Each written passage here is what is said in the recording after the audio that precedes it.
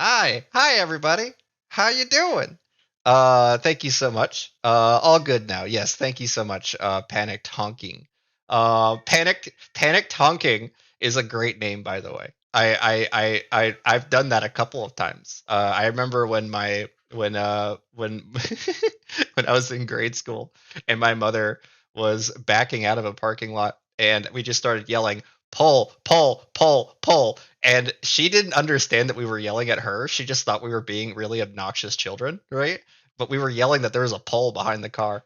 And the and the it was because of the like aggressive honking of the person who was in the parking spot next to us that my mom didn't hit anything. So hey Celeste, how you doing? It's good to see you again. Um and yeah, I really dig all you guys being here. It is something that I'm let me kind of just go through that real quick intro here real quick just so you guys could see because I realized my stream wasn't up yet. um I'm doing great, thank you Celeste. I'm excited to show you guys everything here, and also to be the V6 kind of intro stream for a lot of people, so that'll be really fun. But if you come over to the left side banner here, scroll all the way down, you're going to see the stage here. Click VC text to chat with us, and you might see your name show up on the stream, and get your questions answered and stuff. Or you can click on VC create here, and we're going to make stuff together inside of here. So lots and lots of cool stuff that we can do together because that's as I told a few of the other artists that I work with, this is a multilateral opportunity. Like there's all sorts of different inputs and ideas that you guys can come up with. So let's just get right into it and let you guys start messing with stuff. I'm gonna first give you guys one of my one of my most recognized character, which is Sage. Um, I'm oftentimes prompting her with and this is just to get the ball rolling, guys. So and then I'll get into the holiday festive stream stuff. So first thing I do is we if you follow along with my tutorial, which I'll ask Kinky to share here in a minute. The tutorial basically goes over how to make character sheets and how to inject them into your prompts. So we're going to start off with a word only prompt. Thank you so much. I appreciate that. I'm going to start off with a word only prompt because the whole like style transfer thing is a little different now with V6, and we'll get into those differences, at least my early findings of them. So for now, I'm going to run everything with just what is it, V5, just to show you guys how this works, at least how we did it before. So I'm going to go into my settings, and you want to make sure that remix mode is on. That is the most important kind of like step one of this is that you have remix mode on because that's going to let you be able to change the prompt. And we do that a lot with my workflow. So the first thing I'm going to do is just switch this to 5.2 just so I can show you guys today. And then I'm going to do just a generic live action prompt. So 90s, um, let's do 90s office space, her blonde. And then I start off with some kind of action that I want either her to do or for her to be watching someone doing, right? So I'm gonna do like let's do a meeting with the boss. Let's just do a generic. Now, granted, this isn't going to inject a second person into it, so there's going to be some wonkiness with that. But I'll show you guys what happens here. So we'll first just do like I said, it's just a straight prompt. So it's most of the stuff that comes out of this is going to be how can I say it's going to be some weird like kind of television or so. Wait, hold on. It says internal error. Huh. Interesting. Um, let me resubmit that. See if we can get past that real quick. It might be because of that V5 drop down. I don't know. Let me go ahead and rewrite the prompt though. And this time I'm going to, yeah, I'm still getting that error. That's interesting. Um, I'll look into that here in a minute. But let's just get into settings here really quick so I can just manually change that back to V6. And maybe I'll just write that it's a V5 prompt. Maybe we'll get past it with that. Use the default. I'll just hit use default. Maybe that will get us past that little bug. Yes. Okay. So just to note for AC and stuff, I am getting an error when I get a bad response when I select the 5.2 rather than the default, right? So I don't know what's going on with that, but okay, cool, awesome. All right, so this is what I mostly wanted to show you guys. So you see that we have this like mostly live action, character prompt here. It looks great. I love the '90s prompts a lot. They really make me feel like I'm watching a David Lynch film or something, right? So what I do to get Sage though is I have a character sheet inside of my Discord. There is a dedicated channel for just Sage comics. And the main thing that I pull from here is at the very top, it's the pinned message on here, is her character sheet. And this is a version 5, so before 5.2 or anything, this is a version 5 sheet. And the main thing to pull out of this sheet is that every one of these poses, every one of these images is a dedicated link, and you can see all those links are up here. Okay. So now if I swap back over to Midjourney here, and we come to our live action prompt that I made for Sage here, I'm just going to hit variation on the second one here because it's just her in there. That's fine. And then I have Sage saved in my Midjourney, so I'll explain that here how to do that in a minute. But I have Sage, and then I write Niji at the end to effectively do a style transfer. So we're actually doing two things at once with this remix.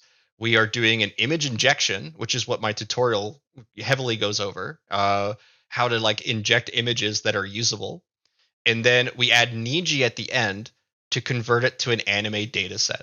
And then I'm going to hit submit. The reason I'm showing you guys this in version 5 is because I need to show you guys the differences when we get to V6, because they're pretty dramatic. The kind of the Sage in V6 is basically a different actress, right? So I have to revert to Niji 5 to get my character back for now.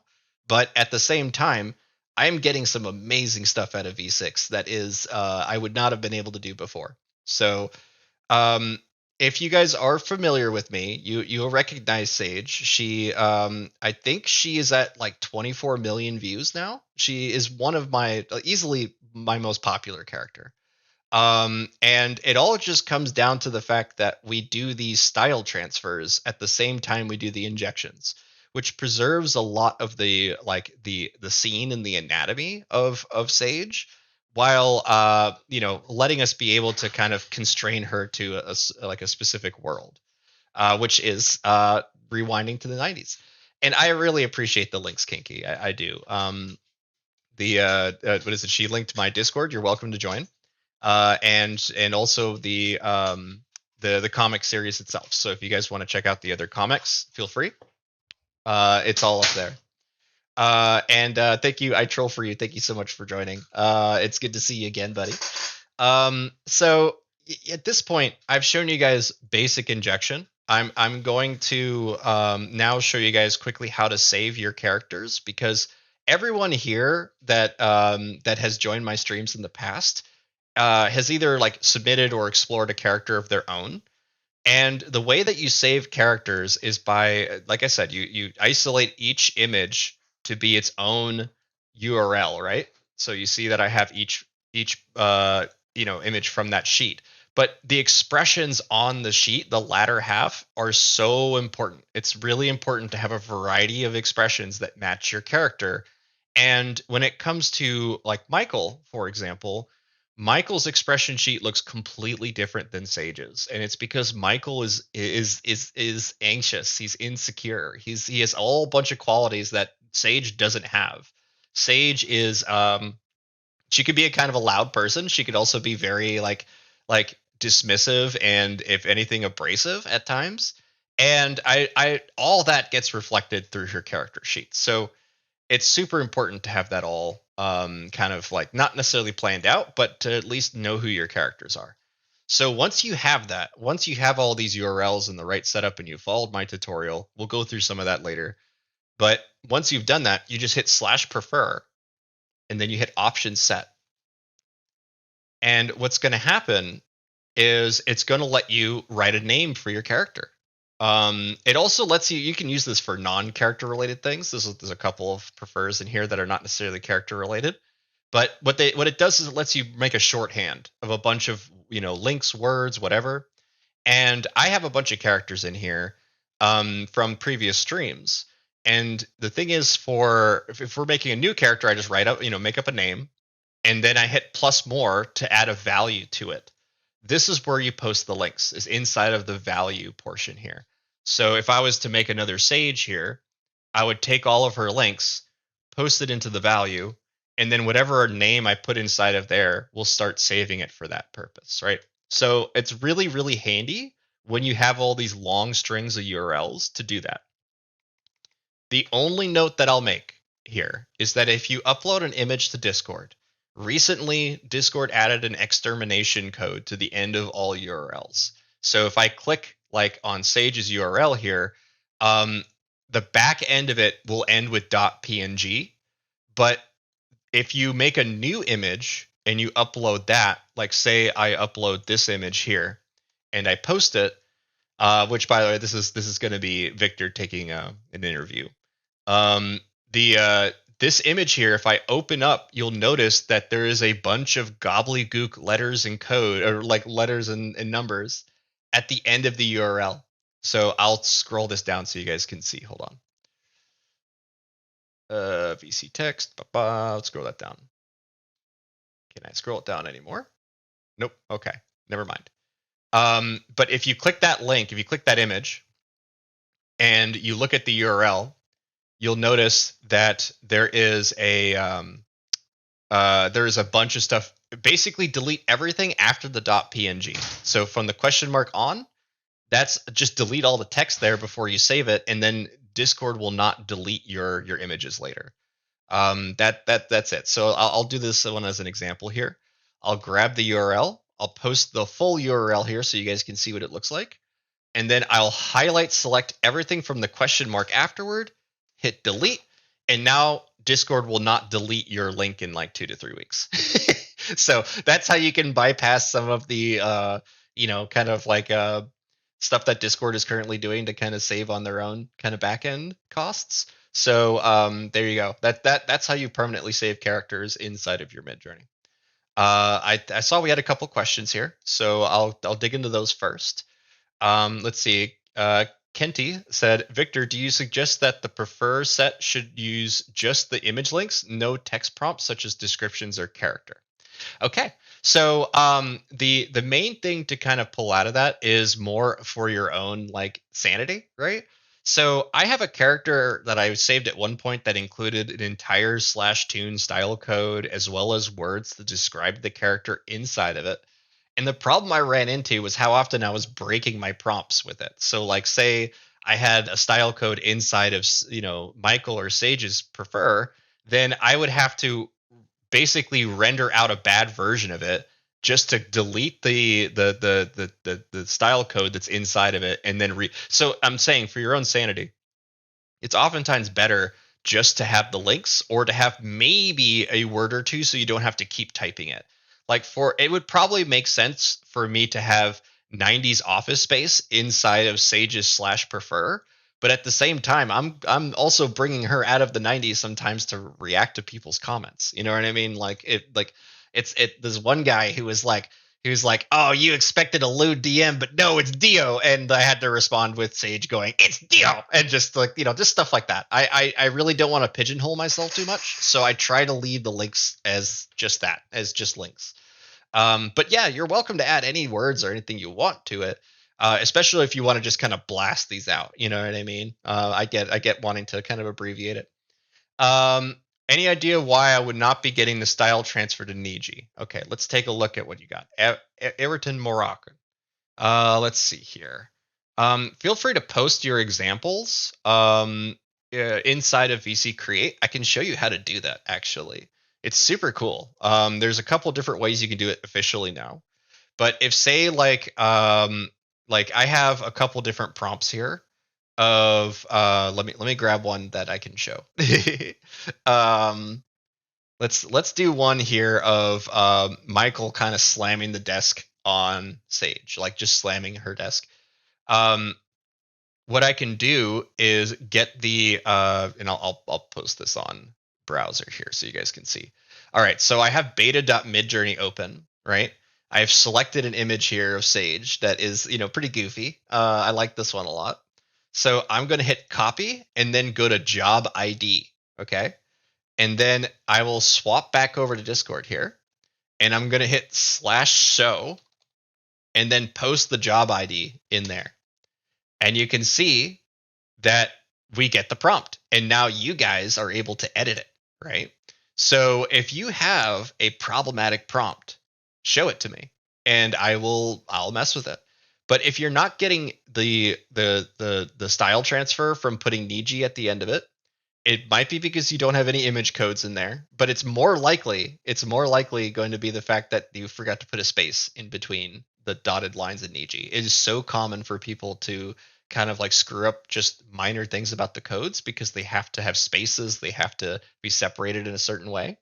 And yeah, so it's smart to just do /show if you have a problem. And I can see you guys are already going ham with Sage.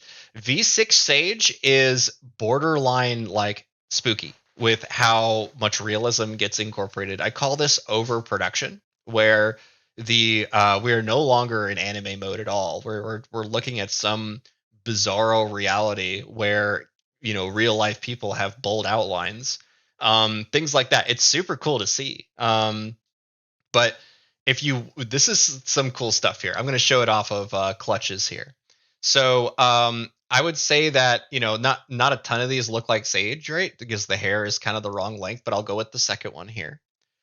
And what I want to look at, Sage with a sword. That's cool. But what I'm going to show you guys here is you'll notice you have very few options compared to what we had in V5, right? Here's what you can do.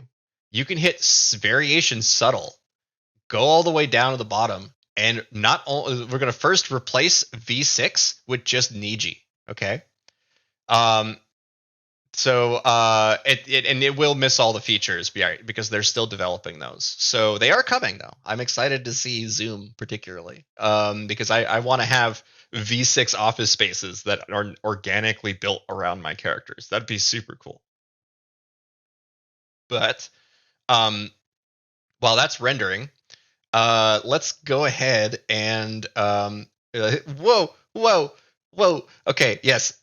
So I do have to mention here.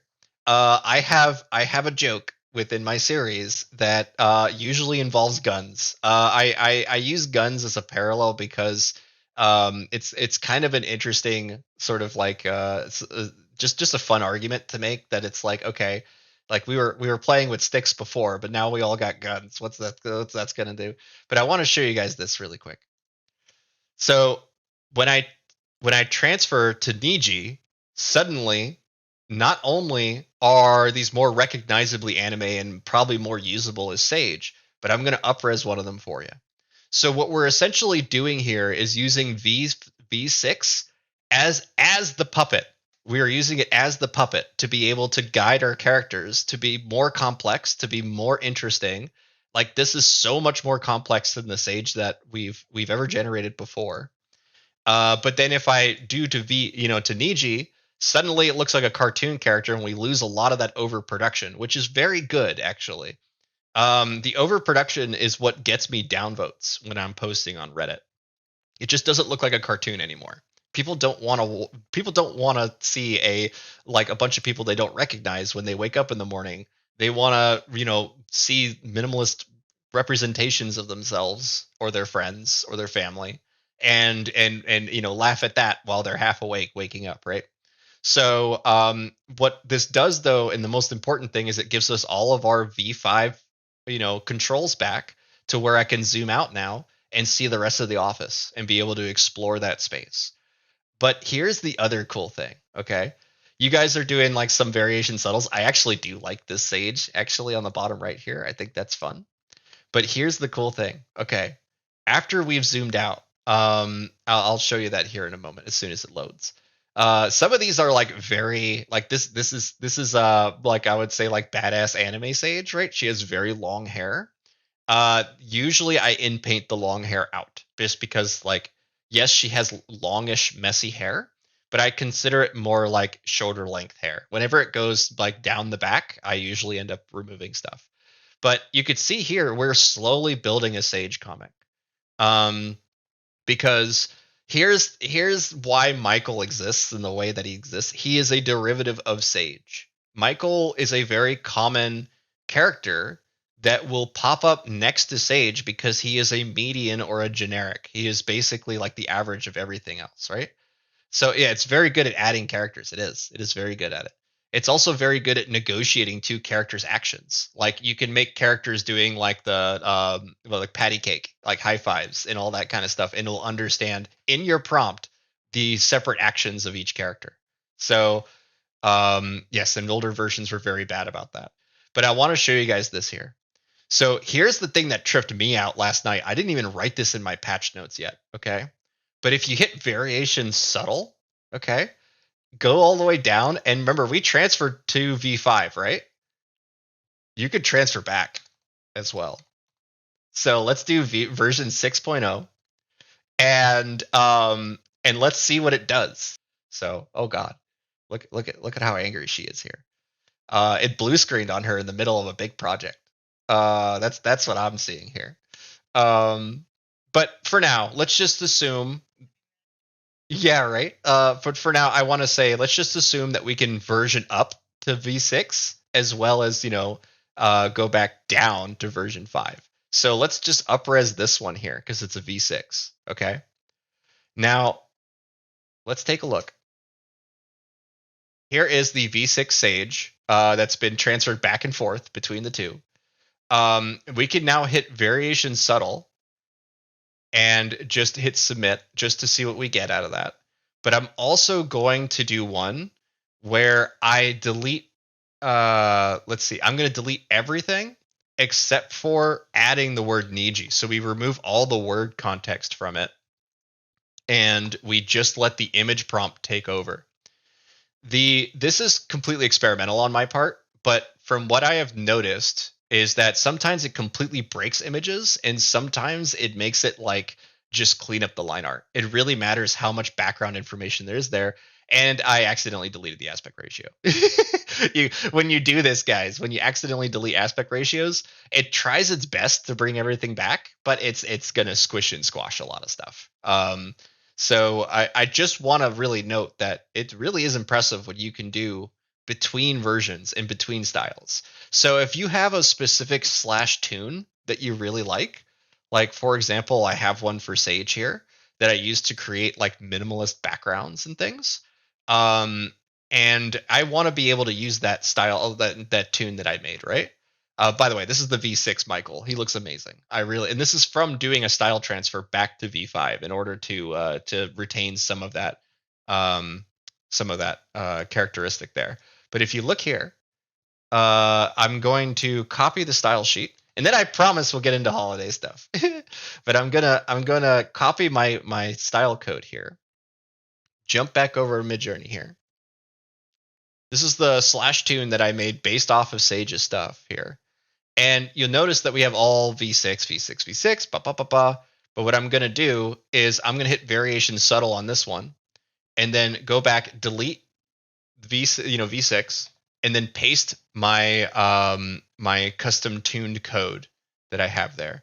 Because we are working at that point now with version 5, because it's all based off of that image, right? Because we're going back to V5, it's going to essentially apply our styles to the image, after the fact. So we do lose some stuff, we do gain some other stuff. I will notice that V6 tends to make Sage very young. She's supposed to be in her 20s, but it's kind of interesting to see her being that.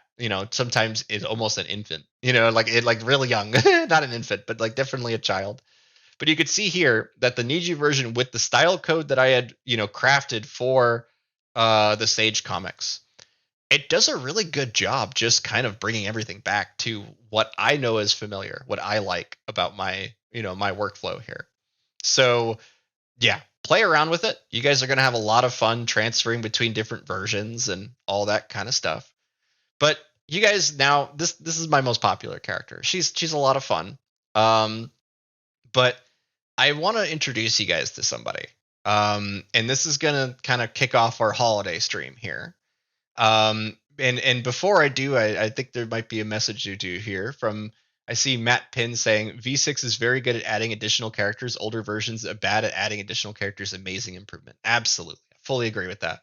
It does a great job interacting with multiple characters. Like I can write entire prompts that are long now, and it understands it from beginning to end. Super super cool. But you can notice that by transferring back to version 5, you guys get your zoom out controls again. And that makes your version 6 images far more usable in my opinion. It's because you can actually, do more with it than just get variations of it.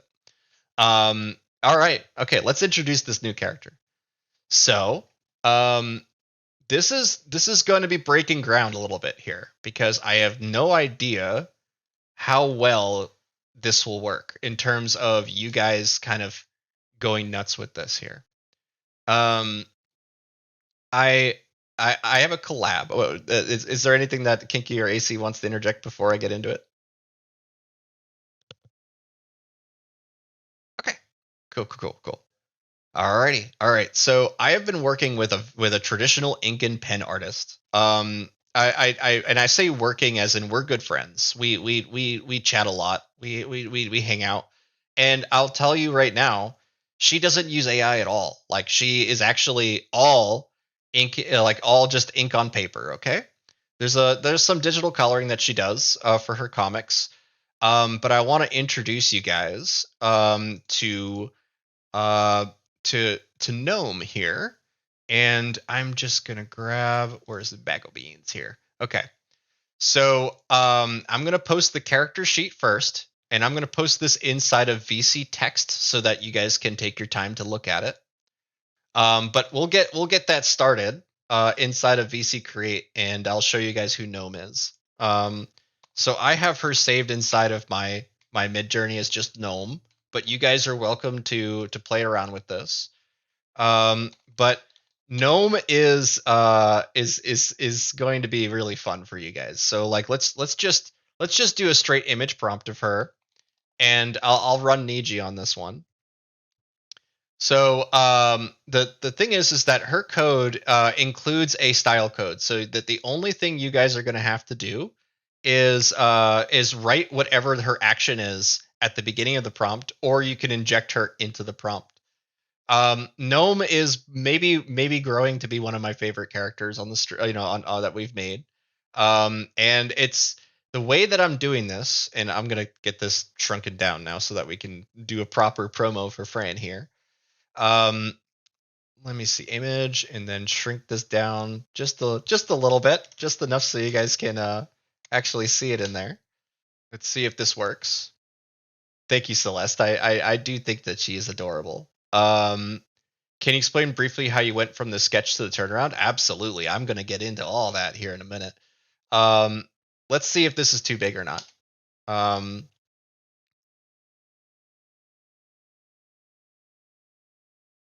check. It shouldn't be too big. So let's go ahead and submit that in. Um, so the way that this works, or at least the way that I worked with Fran on this one, was her OC, and I'll go ahead and link that to you guys here. So the idea behind this is that by you guys sharing this sheet, okay, and being able to use Gnome for the holidays, what I hope to be able to do is to promote Fran. Just save this sheet, share it around, let other people know what you can do with it, and that way, at least there is. I'm trying to figure out ways to support real artists, guys. Like that's really what this all boils down to. Is that like we need to figure out solutions, and right now there's just a lot of frustration, a lot of anger, a lot of like irritation, and just frankly like a defeatism. I see so much defeatism online, and I want to actually provide a solution, and I think the solution here is to what is it is to have you guys promoting Fran by sharing this sheet. So I hope you guys do that. I hope you guys check that out, and save that and kind of explore that. But the main thing to kind of yeah, thank you so much, I troll for you. I appreciate that. The main thing to kind of take from here is that and I'll explain how I crafted the character here. But the main thing is that you'll be able to direct Gnome very easily. It's as simple as saying, uh, let's say she's like dancing, dancing in the wizard hall, in a wizard hall. I'm gonna put hyphen hyphen, or sorry, colon colon to make it a multi-prompt, and then I'm gonna include my gnome code, the gnome code, and then just hit enter because the gnome code includes her style, the storybook style that I crafted as well for this. So eating mushroom, look at that, and there she is eating a mushroom. Now, granted, you're going to get a lot of divergence from her. The more words you add, or really adding any words, is going to create a like an offshoot of gnome. And the reason why this is because you're essentially polluting the reference material by including words inside of your image prompts. It kind of makes it kind of go all over the place. So if we do here dancing at the wizard hall, yeah, we get a like a cute gnome girl dancing around, but we lose her many of her braids. We lose her hair color in places. You'll notice all these changes, and her hat becomes a wizard hat. This is all because of the words that we're including. So, what if we don't allow the words to manipulate the art, okay, or the generated image, right? So, for example, I'm going to write down into here with V6 a gnome dancing in a wizard hall wearing a green hat or a green cone hat. And then I'll add also braids here. So with brunette braids and wearing a wizard cone hat. Okay. We're going to just start with a word only prompt, V6. I haven't done a lot of V6. I will admit I haven't done a ton of V6 stuff. Gnome for the holidays, yeah. Let's get this gnome train going good. You guys are already having fun with it. The looking at the book in amazement, by the way, this is actually going to be a little bit of a spoiler for my next comic with my first comic with Gnome. Just a heads up, this is incredibly cute work that you guys are already doing here. But I will be involving Gnome and her abilities here later on, but we won't be getting into that. I won't be spoiling anything for you guys. So if you notice here, we have a something that might work, but we want to find a silhouette that matches her, right? So let's do this one here. I have upres this one. Now I'm going to hit variation subtle, and I'm going to replace her, like replace all of the text that's in here with the gnome code. This is going to transfer it back to V5, but I'm also going to show you guys this with V5 so we can do a side by side. Yes, a replay will be available, Chazer. It will be. It'll come on YouTube. So everything I do here, I record and post to YouTube. So you'll be able to get that. Jumping out of a magical book. Wow, that's awesome. And you'll notice here that sometimes some of the divergence can be fixed with simply inpainting, right? But I want to show you guys this here real quick first. So browser web focus, yes. So you'll notice here with the style transfer, we lose a lot of detail, but the character is consistently there. Okay. So the background might get lost. There might be some, kind of low qualityness to it, but I'm mostly doing this to emphasize to you guys what happens when we start to retain more control. As in, it usually looks worse the first time you kind of mess with it, but we can refine this and make it right. So let's go ahead and try that with one of these. Let's see. I'm gonna do. Let's do the first one here, just so I could show you guys. Okay. There we go. Okay. The Gnome Code is a good title for a movie. It is. It is. I like the Gnome Code. It's a good code. Let me get this maximized a little bit here. Okay. So if I now upres that first one here, now I'm going to do a variation subtle. Okay. And I'm just going to hit submit. So we're no longer transferring between anything. We're just doing a little thing here. We're trying to do a subtle variation of this. And the thing is that you'll notice that it's like everything is being referred on art wise. Like it's like kind of mixing and mashing everything and making it just chaos. And that's okay because we're just kind of exploring here. But I want to mostly show you guys what happens when we do this with hey, look at she's a cat. Oh my god, that's so cute. Gnome cat.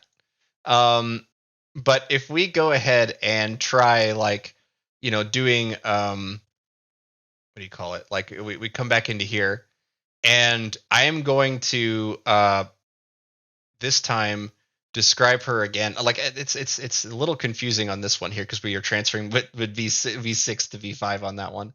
So I'm gonna try one where we don't do any transfers. We're just doing v5 on it just so we can demo this a little better because I do feel like I'm getting some additional murkiness from transferring back to v5. So let's res this one here.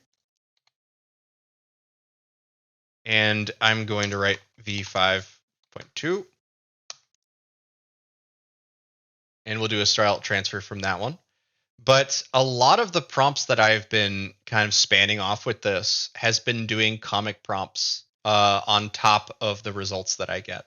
So say like we have this like jumping out of a book prompt here. I do like the third one. We'll go ahead and upres that one. And then we have Gnome for the holidays, and it's so cute. It's so cute seeing her here. But you'll also notice that a lot of the style codes, like you'll see that I have individual values for each image here. This is because the base images, the ones that really dictate her personality, are heavier and they're at the end and they're largely close-ups, right? So I'm kind of trying to evoke who this character is through those, and then the other images are the rest of the character sheet. It's all the poses, right? And they all, for the most part, have a value of 1. So the idea being there is it's evenly distributing the randomization between all the poses, but it's giving more emphasis to the faces and stuff to hopefully create continuity of the character with that. But I want to show this here that if we simply have words inside of the prompt, it will not make it look like Gnome anymore. It won't look like Fran's, my little derivative that I've made for Fran. And it really does come down to, one, random chance. Like if you're kind of coming into here and transferring back and forth. But if you know what you're doing and you're just kind of like doing more than messing with it, if you look at what happened here, this is from Senior Carlos. So Senior Carlos ran the prompt by itself, which makes it a v5 prompt because it has the style code, it has Niji at the end, and then he added the text to the front of it to start directing the character with variation strong. I imagine so. Yes, it says remix strong here. So the being able to just hit variation strong and be able to change the direction of the character is probably the best way to do it rather than doing style transfers. But I want to show this though. So here's 5.2. And I'm going to, you can notice that she doesn't really even have braids in any of this because it's, again, 5.0 is not going to understand the context quite as well as 6. So I'm going to just do this one because it's big. I'm going to put the Gnome code in there and just kind of see what happens off of that. And most likely didn't work because the Gnome code is let's see here. Okay. Yes, it didn't work because you see, this is an example of putting way too much stuff inside of my slash prefer. I have the actual value for the style code in her thing. So what I need to do to, at least for me anyway, is I hit variation subtle, and then I remove all of this at the end, and then I add gnome. And we'll do one where it's variation subtle, but I also do a multi prompt. So we'll do colon colon gnome and go from there. And then I'll get into how I made the character off of Fran's art, because this is a bit of a dicey subject. I'll say that. AI fan art isn't exactly very popular right now. You'll probably, if you've made AI fan art, you've probably, and if you shared it to the artist, you may not have gotten the most positive reception, or at least not one that you might have been expecting. Right? And to me, it all just comes down to it doesn't support them. Like it feels like it takes away attention from them. But in reality, it actually does a lot to support them if they are open minded to it. But if you notice here, look at this. So this is me doing a style transfer, or sorry, a injection of. I'm not doing a transfer. I'm staying within Niji. But this is me doing an injection, a gnome dancing in a wizard hall with a brunette braids and wearing a green cone hat. By doing the injection of her, that looks so much more on model to what I had before, right? Yes, she has the big flowing hair, but I can in paint that out now that I'm using V5. So same thing with this here. You could see that the more that we just keep going with it, the we might be able to just make one of her that looks, that has the big braid that looks like her. So, and seeing you guys just going nuts on making Sage making a gnome here into all sorts of different scenarios is why I want you guys to do this, because I feel like we could make some really cool stories here. And I noticed that somebody had already started the comic prompts. So let me kind of scroll up here a little bit. We'll take a look at this first one here. This is from My Troll For You. And the thing about the comic prompts is that you can start to direct the character in a way. It's a little tough for you guys to see on this one. Let me switch over to browser only. Okay. So what they're doing here is they did a custom zoom to create comics, which is something I've shown in my previous streams. I'll show you guys how to do that here in just a sec. But you'll notice that she is changing between some of the poses. One, she's a redhead in this one, so that's something to note. But you can notice that her hands change positions. She's looking at this is my favorite of them. Is she's looking at a different pose, going, "Wait, it's poisonous." You know what I mean? Like, ooh, yummy mushroom. Wait, it's poisonous? Is what I get from these two panels here. Okay. So if I liked this, then the only thing I have to do is come in. Yeah, look, you already up-resed it. Of course he did. And start isolating the imagery, and maybe expanding on those as well. They might have up-res. Oh, there it is. Okay. So if we now look at this, it's so cute, by the way. This is great. We can do a variation subtle. And now here's something. Sorry, not subtle. I'm so sorry. We're going to do a region in paint. The reason why I want to show you guys this is because a lot of people don't really understand what's happening when you do region in painting. You do not need to include the links again for most of your in painting, because there's references inside of your image already. So I want you guys to check this out. This is a bit of an experiment. I'm shooting at the hip here. It may not work. So I'm going to write something very short, but leave the style code in there. And it's going to be comic panel. Just comic panel. And we're going to see what it does.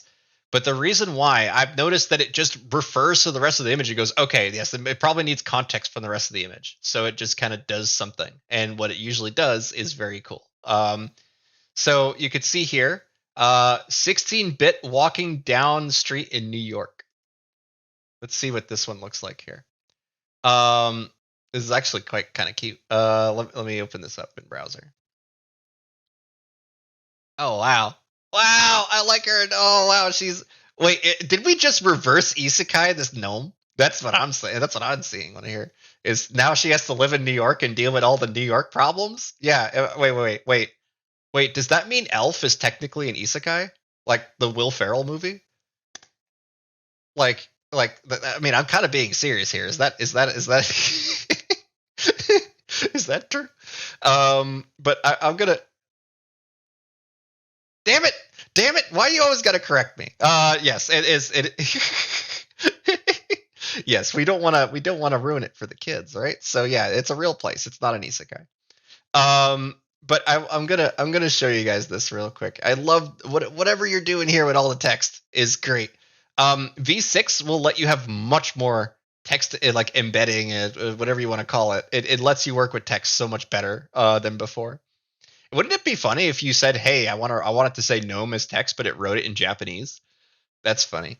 Um, okay, all right. So the main thing I want to show here is the comic panel thing. So let's see if that rendered here.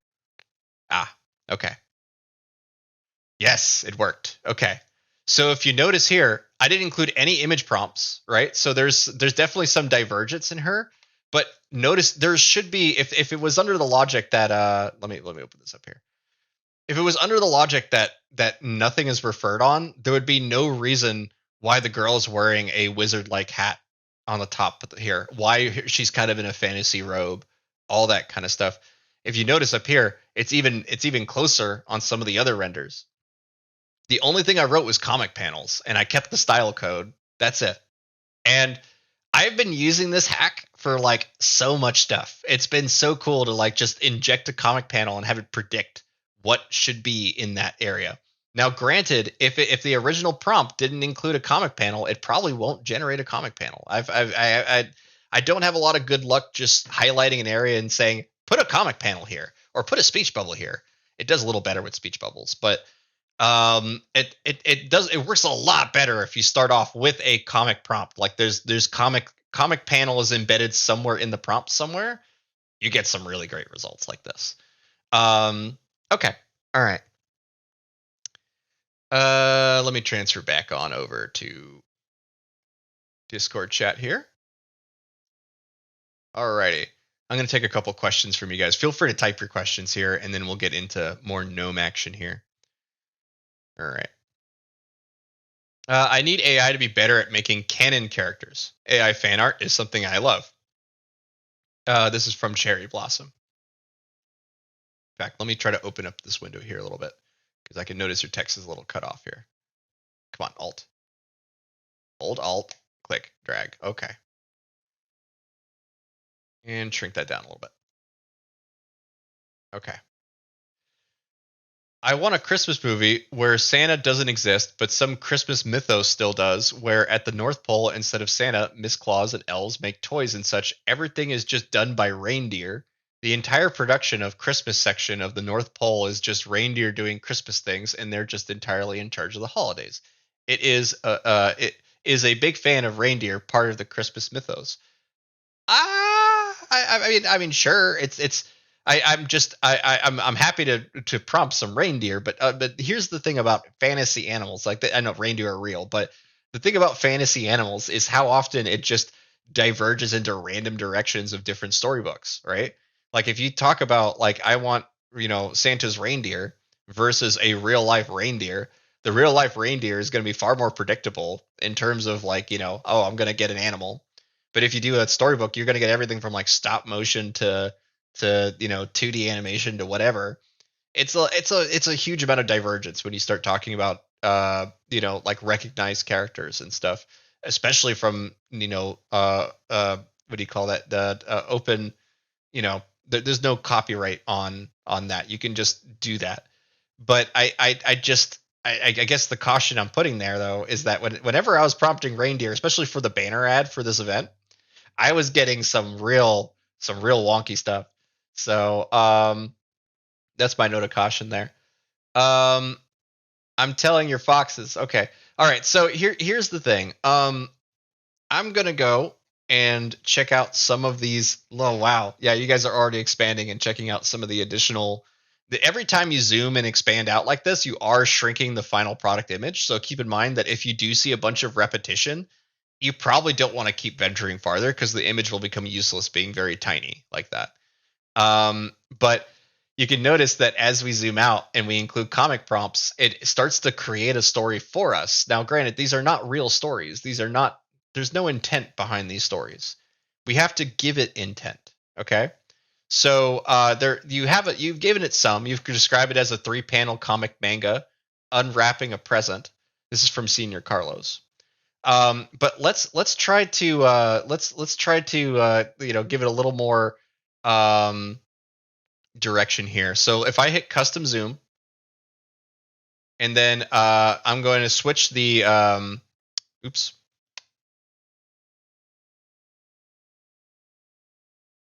We're going to do a custom zoom, and then we will switch the aspect ratio to 2:3, or just something a little more like a page, right? 2:3. It doesn't have to be. Sometimes you get some really great results by going super wide or super long or whatever. But the only thing I'm going to do here is, because this is like, I want to just make sure, let's just separate this prompt out really quick. I just want to try that out. But we can go with just this and see what it does. I'm going to copy it first. And then I'm going to also do another strong, but this time I'm going to remove all the image data. And I am just going to write comic panels. And what this is going to do is it's going to kind of like, fill in the area at the best, at least to its best knowledge, I think. So let me make sure I hit that right, though, because I don't think I applied the right aspect ratio in zoom. So let's do this again. I'll delete everything and hit comic panels. And let's see if it's able to refer based on the code that was in the previous image, or like just everything that was known about this previous image. Let's see what it does for the zoom, because pans and zoom refer to the previous image to determine what should be in them. And I know that you guys, I'm going to go through all your stuff here. I just want to make sure I can stay on topic here. So first one that's coming out seems to be the one where I forgot to put the aspect ratio. Or it's, no, wait, this one is just a variation strong. That's right. I asked for a variation strong with comic panels. Let's see what the zooms come out as well. So just a moment here.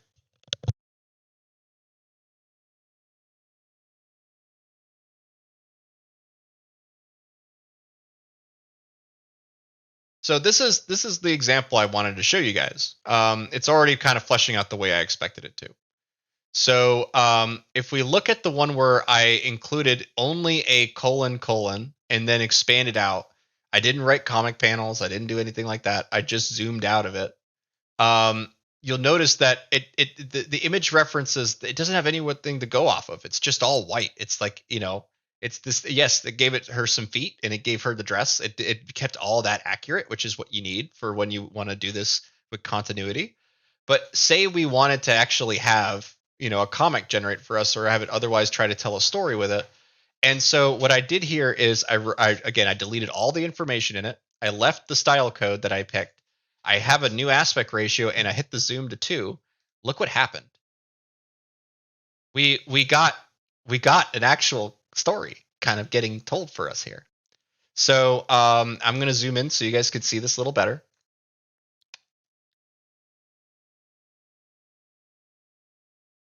So this is probably the one that impresses me the most, is the bottom right one here, because we got her like kind of looking at, but it doesn't really understand that it's a cupcake, right? It just understands the silhouettes and forms and tries to find other like commonalities, right? So I really like this fourth one. We have a whole bunch of different angles of her, and they are not that accurate yet, but we can make them accurate. So let's go ahead and I'm going to res up, just because I think it's going to be easier, the fourth one. Okay. I am loving some of these, like, oh, wow. Wow. Okay. I won't distract myself too much. Okay. Let's get into this one here. And then if you notice here, when I didn't apply an aspect ratio, I just hit variation. Yeah, this is just a variation strong. I only wrote comic panels, guys. It's referring it based on the previous image. So again, I'm not allowing the image prompts, which are incredibly heavy. They're incredibly powerful inside of your prompts. I am not letting the images dictate the direction of the prompt. I'm using the images to bring the art style and direction back for the character. Okay. So let's go ahead and also, because these are off model, like her cone's not right, her braids aren't there. I'm gonna also upres this second one here. Okay, just to show you guys exactly how I want to be able to be telling comics here. So if you notice here, let's identify what's wrong with this. First off, she's wearing a wizard hat. There should be no kind of flanges out of her hat.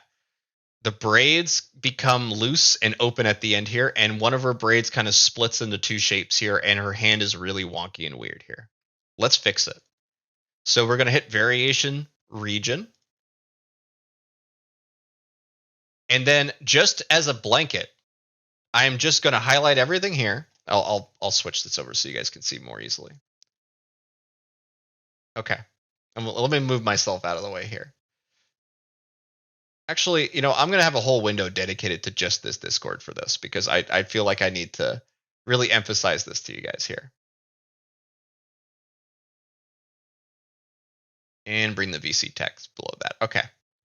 So mostly what I want to emphasize with you guys is that if I now take the Gnome code, which is everything including the style sheet for me anyway, and I just write Gnome, you notice it doesn't let me send anything. And that's because the /prefer, it needs words to be in there for it to work. Okay. So what I'm going to do is I'm just going to loosely describe with very few words. I'm purposely trying to make this as reference the images as much as possible. I'm just going to write braids. Okay. And now I'm going to highlight, select every part of the image that is wrong. That doesn't include, that either is like, loose hair or anything like that. Anything I just don't like about the image. Anything that doesn't match the character sheet. We are just going to highlight and making sure I don't use a ton of words to describe what I'm doing. I'm relying almost entirely on the images to dictate this. So we'll just go ahead, highlight everything that looks weird, and then I'll submit that. You notice it says, oh, error with the style code braids, right? So I'm going to now delete this. It's a little confusing because of how I have the style code prefer, or it's the /prefer set for here. So let's just do this here. Okay. I'm going to immediately scroll down so you guys can see what I did. You'll notice I got rid of the word braid. I just didn't feel like it was necessary at this point.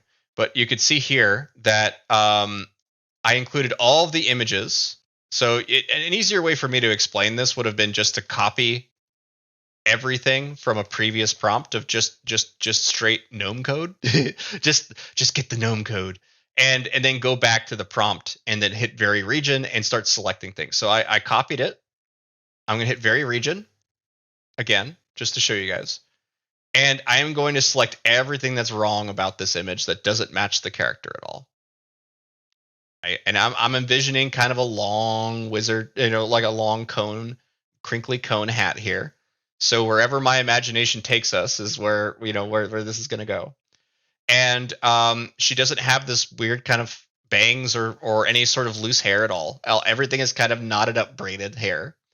And if we didn't like her face, we could include that too. But the faces tend to be one that I do a vary region on myself. So we'll do one where it's just comic panels so you guys can see. And then I'll paste one that includes all of the Gnome code with no text whatsoever. Okay? And we'll see how those two perform side by side. Okay, let's take a look at this one here. And then I'll get into your questions and stuff. So look at this. Look at this. It replaced the flangy wizard aspect with big pointy ears, right? Very cute. It fixed the braid. It removed the weird thing in the hand. It what is it? It gave the little cone for her hat too. Okay, yes. So you could see the power of using image weights is very, very, very big. If you basically any inconsistencies of your characters, you can fix with that. I noticed I completely forgot to fix the other ones too in the other wizard hat, but yes, super useful to just have the gnome code good to go, so you can fix braids, you can fix the hats, you can fix the outfits, so on and so forth. And just to also kind of dig into this one here, I will be digging into all your previous prompts. Yes, they will. But look at this. So this is the one where I wrote it with the gnome code, right? You can see here's all the gnome code, and I only highlighted what was wrong with it, and we got the braids back. I didn't even write braids in there. It just that's the power of image weights.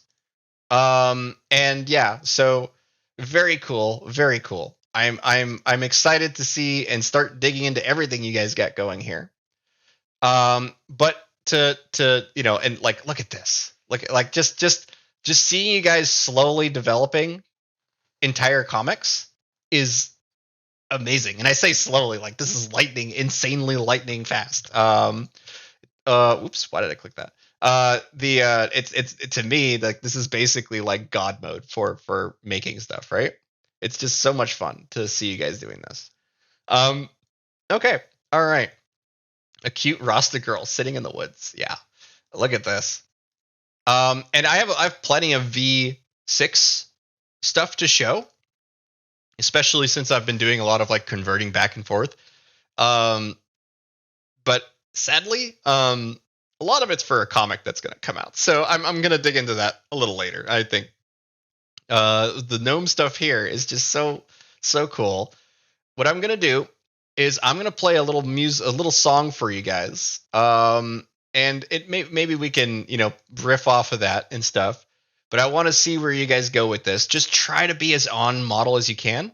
My recommendation for gnome is that if something feels off about the image, do a very in paint first before you start expanding, because the more accurate your reference image is before you zoom out, the better it's going to be. So I'm gonna widen this up because it annoys me that every time I click an image here that it kind of cuts off the especially the left generated images. So let me just span this out, put it in the background behind me a little bit. There you go. And I will have your text here.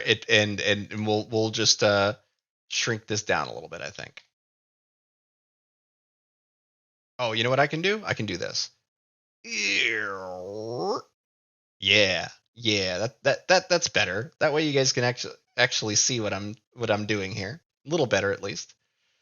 Make this a little bigger. Sorry to be doing this on stream here, but it's better.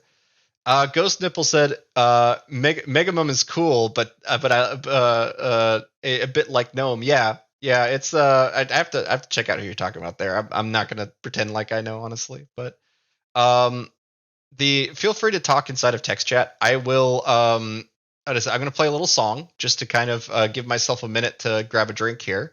But if there's any questions or anything like that, just let me know, and we'll tackle them.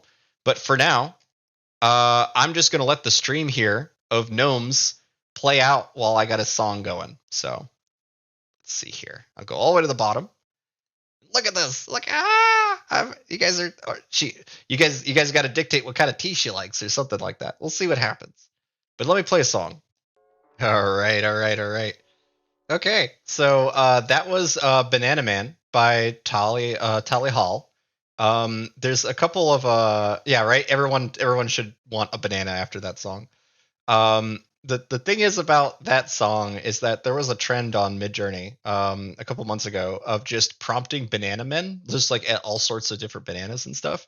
So at some point we're gonna do a Banana Man stream, and it's gonna be probably all sorts of lewd stuff. So I'm gonna prepare for that stream. But man, some of your all's gnomes are so freaking cute.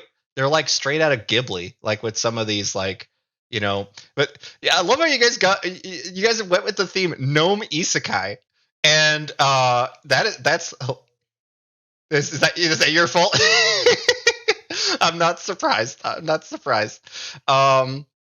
Yeah, I mean, it makes sense though because there's so much reference material for like fantasy adventure stories, right? Within just the phrase isekai.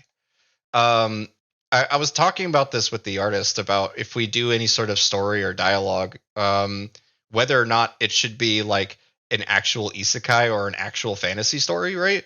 And frankly, I think I'm gonna lean that it's not an isekai story, just because with the prompts we get some amazing stuff with isekai. Don't get me wrong, but when it comes to the stories, there's a little bit of like a I don't know, like a defeatist sort of feeling I get because it's like adding a cell phone to a drama, right? It defeats all the drama to be able to be like I really don't like watching movies after cell phones became like integral to storytelling. Um Only because I feel like it defeats a lot of the tension and whenever they have to make up an excuse for there not to be a cell phone in the modern day era, it's even worse. I'm like, "Oh god." So many excuses. But is she flying in a plane? Okay, this is gonna make Fran laugh. All right. So it's yes. There's all sorts of cool stuff that you guys have been doing. I want to take my time to kind of dig through a couple of them here. Wow, wow, just this like super cutesy one. It's like so fun. I'm gonna upres both of these. Um. Oh wow, that's the mushroom comic. Oh wow, that looks great. Wow. Okay. Um. I'm gonna immediately back up that one too because that's so cool looking. Who did this one? I troll for you. Good job. Good job. That looks great. That's awesome. And all of these V6 ones where it's all like it's because of the word gnome, right? A gnome is screaming at the camera. Uh the a gnome is going to be far more likely to be male looking, right? You're going to see all sorts of AI bias start to get involved because of the use of words inside of the prompt. So the last little bit that I'll show you guys related to um, controlling the characters is that frankly, wow, oh wow, look at this. It's a gnome lost in New York. That's what I'm seeing here. I don't know why you guys keep picking New York. A gnome alone. Gnome alone. Macaulay Culkin gnome. Is that what you guys are gonna do next? Yeah. And I could see, as we go farther back, there's more prompts related to the stuff we were talking about in terms of like training the comics and stuff. But that's hilarious. Yes, I could see you're trying to go for that. That's funny. Um, and that's Kenty here that was doing this one. But yeah, very cool to see all these so far. And I will take my time and dig through some of these. Um, look, I am curious what happens if we were to say switch this one to Niji real quick. But overall, um, yeah, we're all caught up now. So let me scroll all the way down. From Cherry Blossom. I feel like bananas are one of the most commonly disliked foods, right along with olives and avocados. What's wrong with you? There's nothing wrong with bananas. I'm sorry to be like direct about it, but there's nothing wrong with bananas. There's people who feel really awkward about eating bananas, but like no, I don't think there's anything wrong with bananas. Yeah, I love bananas. Yeah, olives are one of those that I like. I don't know, maybe it's like alcohol or whatever. You kind of grow a taste for it, but like olives on pizza is like so good for me now. I really do dig olives on pizza. Um, so yeah, you could see here that because it's V6, right? I imagine this is V6 here. Maybe it says an anime comic manga page with a first panel. You already have a contradiction in your prompt, by the way. Anime comic and manga comic, like manga page. It could reverse some of the directions of the comic. It could make some weird sort of decisions there. So I recommend picking one or the other. You're either doing a comic or a manga. Um, all right. So then it says a gnome with braids wearing a green hat in a speech bubble with text that says "Hello, Victor." Second panel is a skeleton with a sword. Let's see if you got "Hello, Victor" in any of these.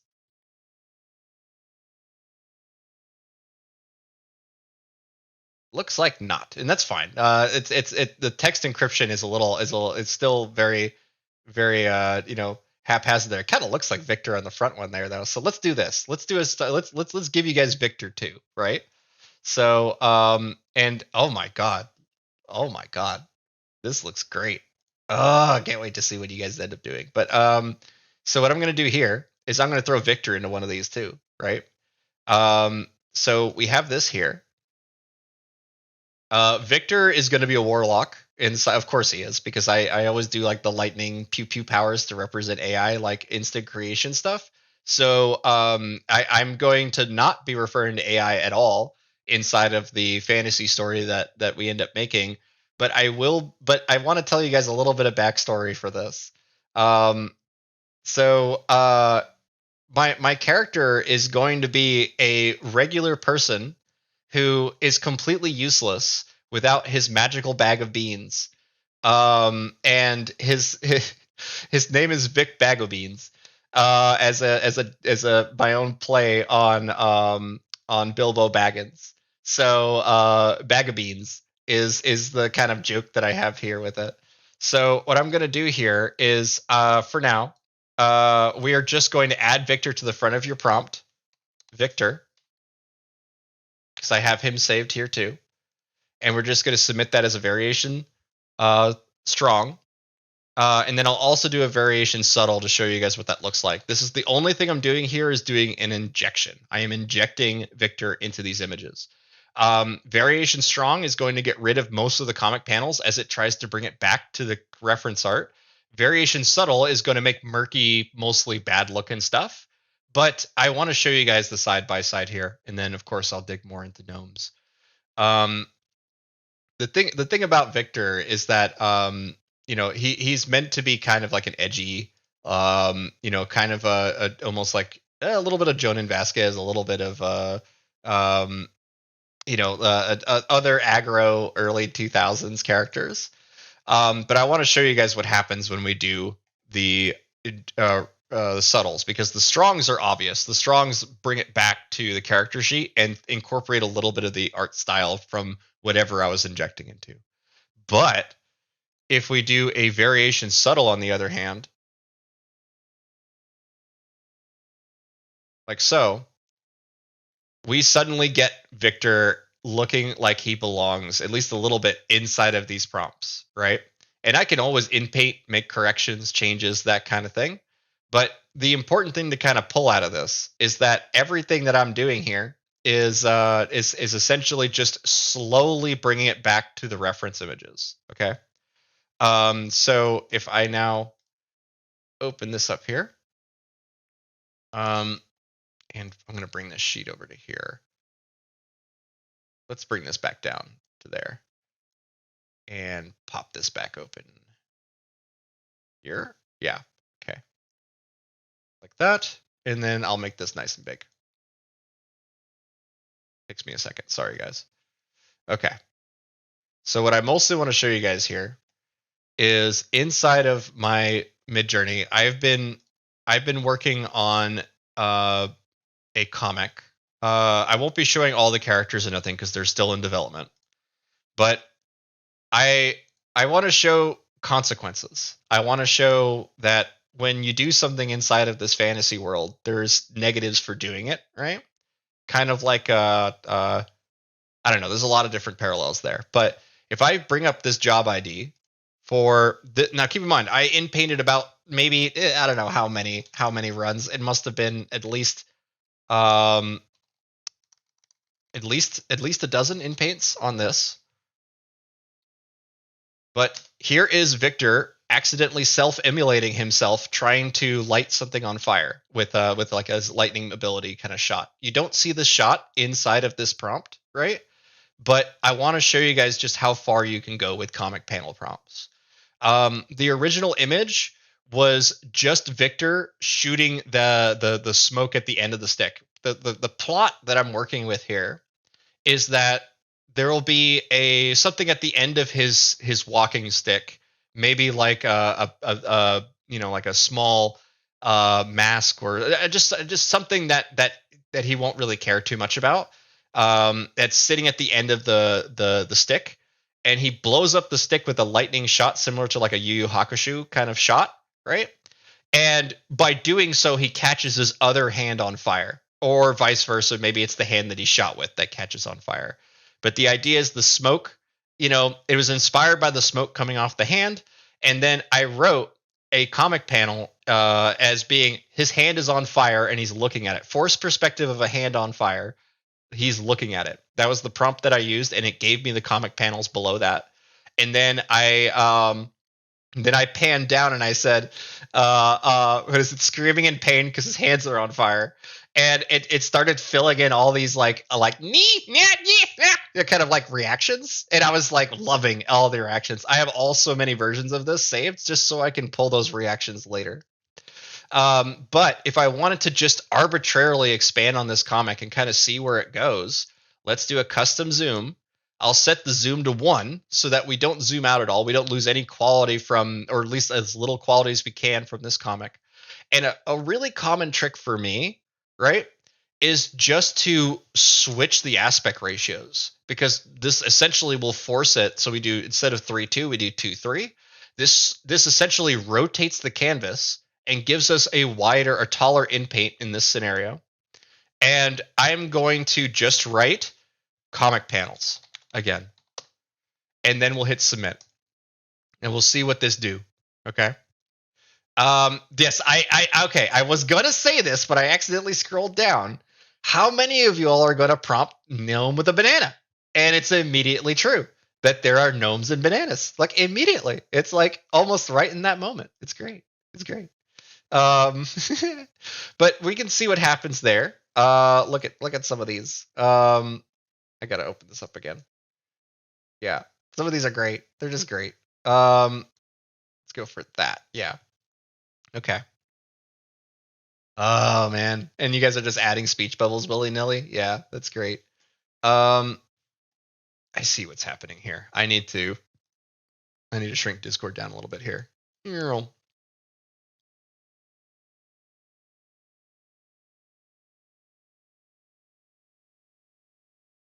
Okay. That should be better, at least for checking images. Nope. It still does the cutoff. Let me expand that out again here. It really just comes down to the fact that we're working with some stuff that, like if I had a different service, I feel like I could probably tweak this a little better, but for now, this will work. Okay. Love this. I love being able to just select a region in paint and say speech bubble, and it figures out like generally where it should point and stuff. Very fun. And it says hello Victor. Does it say hello Victor? Yes, it does.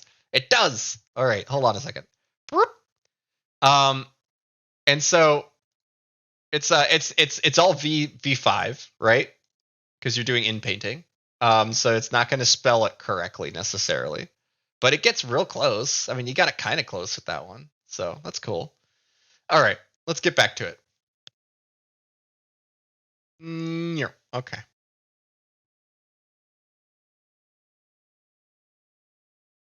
Get rid of this. Got it. Okay.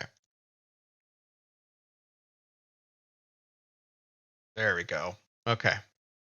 So more bananas. Of course, there's more bananas. Let me scroll this down. Magazine. Let's see here.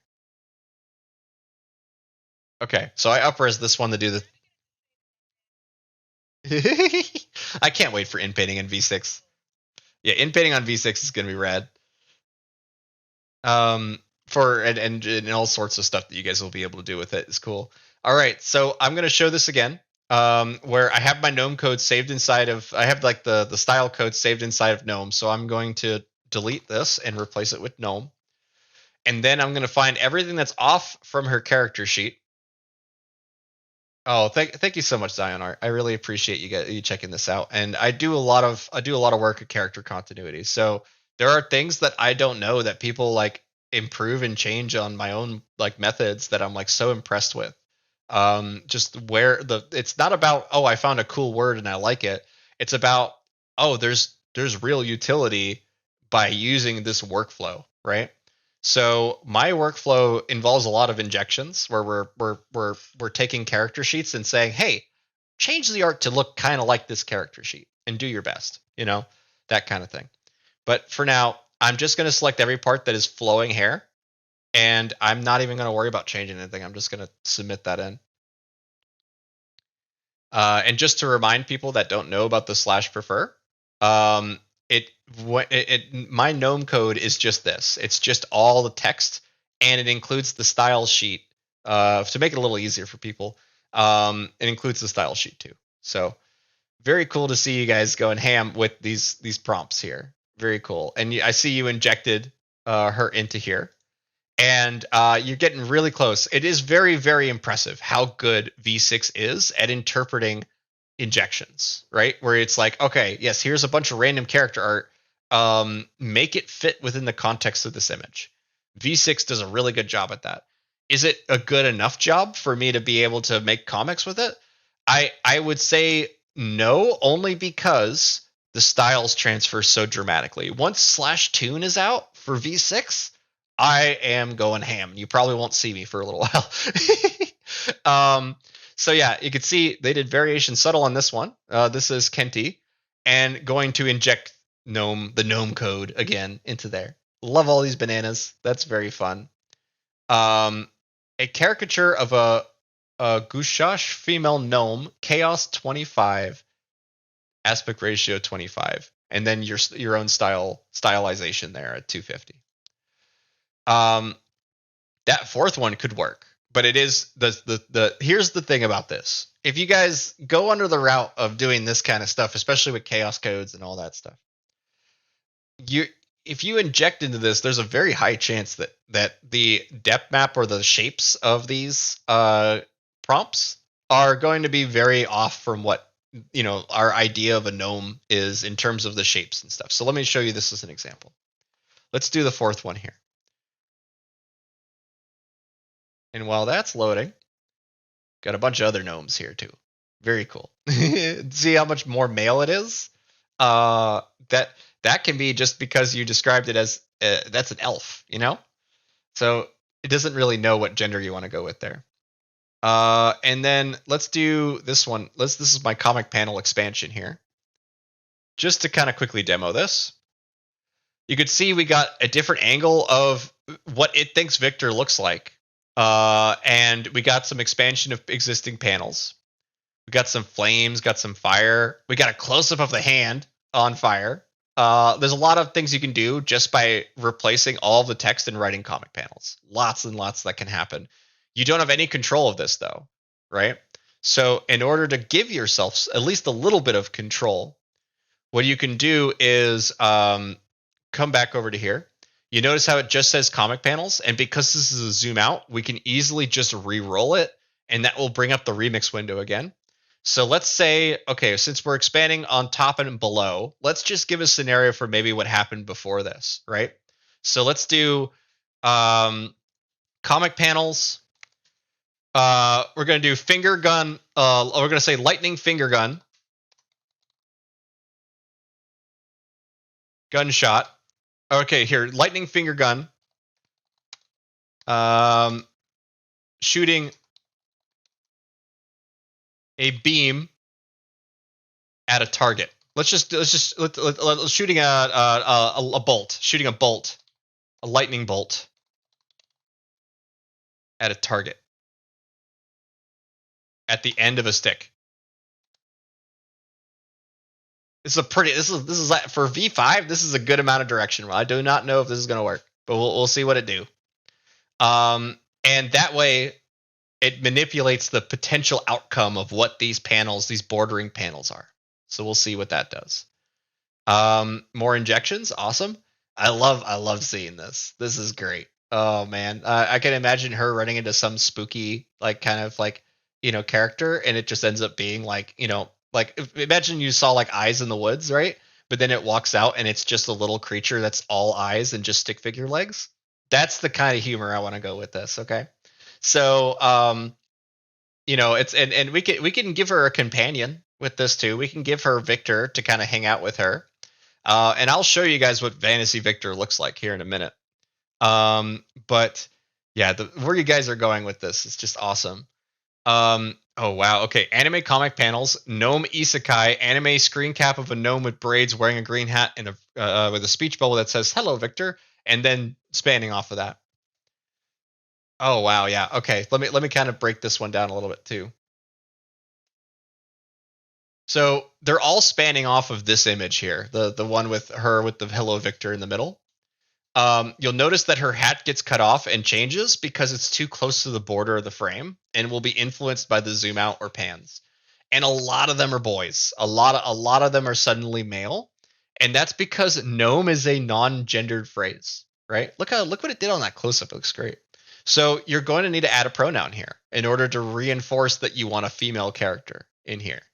Um, and some of these are just great on their own, and we would just use the snippets of them. Like this looks like she's about to, enter an Amazon forest or something like that. Very cute. I'm gonna upres that one so I have it. So, oh, is that the right one? I'll upres both. Why not? Okay. So I just want to kind of dictate to you guys that sometimes it's a matter of what words you don't use as opposed to the words you're using. Okay. So like when it says "Hello Victor" here on the pan on like the zooming out, it sees a male name and it goes, okay, maybe we'll just throw in some dudes in there, right? Like there's all sorts of influence that happens. So yeah, we have her injected with Santa here. We've that's funny. You could see just how much it tries to make it work, right? And it's because of all the words that are in there. We can try to get this a little closer by doing this. So if I do a variation subtle and copy all of her code here, variation subtle, but this time I am going to delete all. Let's keep everything but the aspect ratio. Oh, sorry. Let's delete everything but the aspect ratio and the version. And I'm just going to leave that as a subtle with the art being injected in there. We'll see what it does. I got to scroll up because I saw a banana I didn't recognize. Welcome to my DMs, by the way. Okay, so yeah, banana magic. This looks so good. Uh, the fact that it can do text so well too is both exciting and worrisome. Okay, all right. So let me go ahead and try this. We'll just try transfer because I've never done one with text in it before. So I'm gonna try to transfer this back down to Niji, and then we'll also do one where we transfer it back down to what is it, to just version 5.2. We'll just try that. See what happens.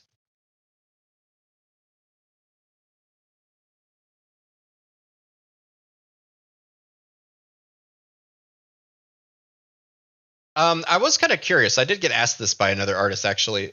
There's a completely Spanish prompt here. What does Midjourney do? Because is Midjourney technically an English only like thing, or is it like inferring a lot, or like what's going on there when it's given a language that maybe it wasn't supposed to be on or whatever. I don't know how to phrase that question, but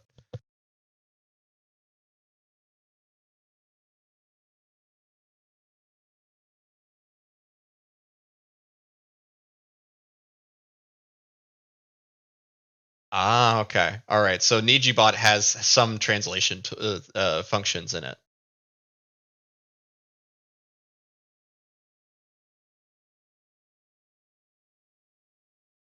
That makes sense. Okay, cool. That actually clarifies a lot for me. That's great.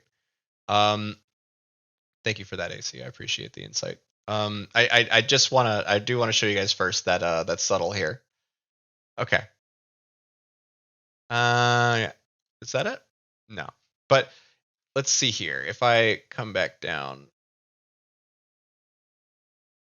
Oh yes. Okay. So this is where I style transfer to the GNOME code, and look how much more it looks like her, right?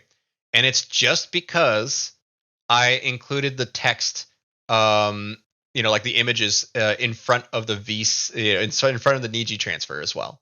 So if I go back up to here, I think this was the V. Nope. No, this is V6. I think. Let me just confirm that this is V6 before I start talking, and then I'll get back up to there.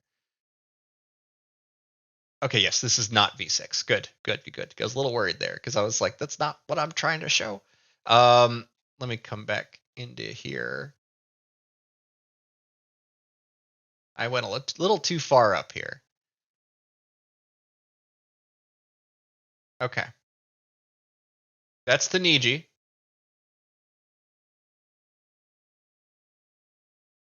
Sorry, I shouldn't have just wildly gone off model there.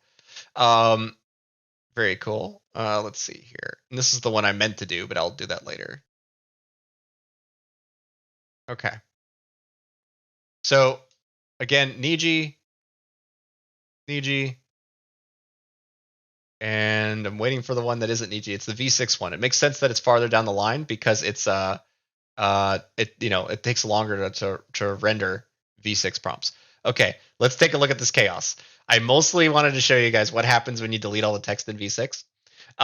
It's just it doesn't understand any of the context anymore. It no longer does the whole like oh yeah. Let me just try to manipulate or a little bit of changes and stuff.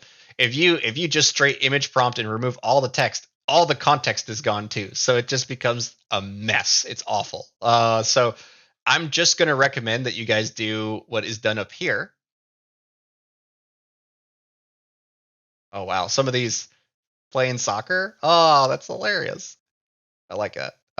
But you can see here, just by adding the images to the front of the prompt, it's way better at figuring it out. Now, granted, Santa is heavily influencing Gnome here.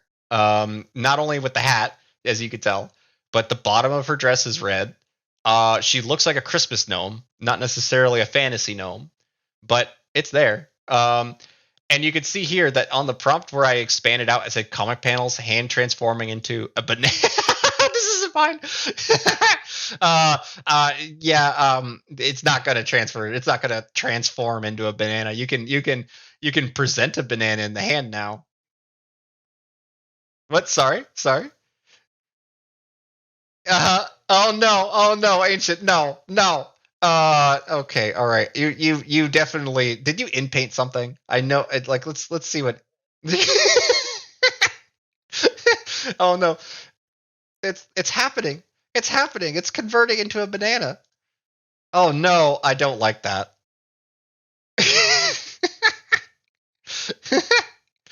Oh man. Oh god. No. Okay. I'll let you keep doing that. But you can see here some people injected Victor into the comic with Gnome, and this is where we could start to tell dynamic stories with each other, right? So imagine you guys had a fantasy character lined up, right? Then you can jump into my own comics with this. So some of this stuff is going to be chaos. Some of it's not going to make much sense.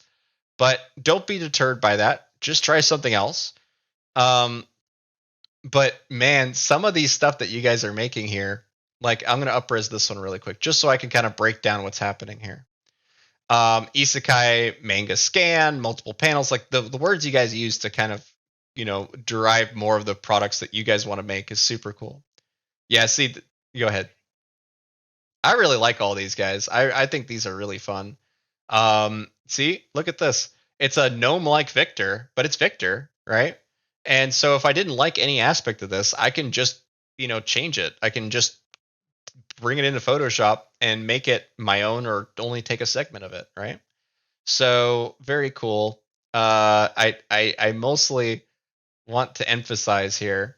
Yeah, you guys are going ham. Just keep, like zooming, panning, doing all that stuff. As long as you don't include the image codes, you're going to get some real diversity out of these.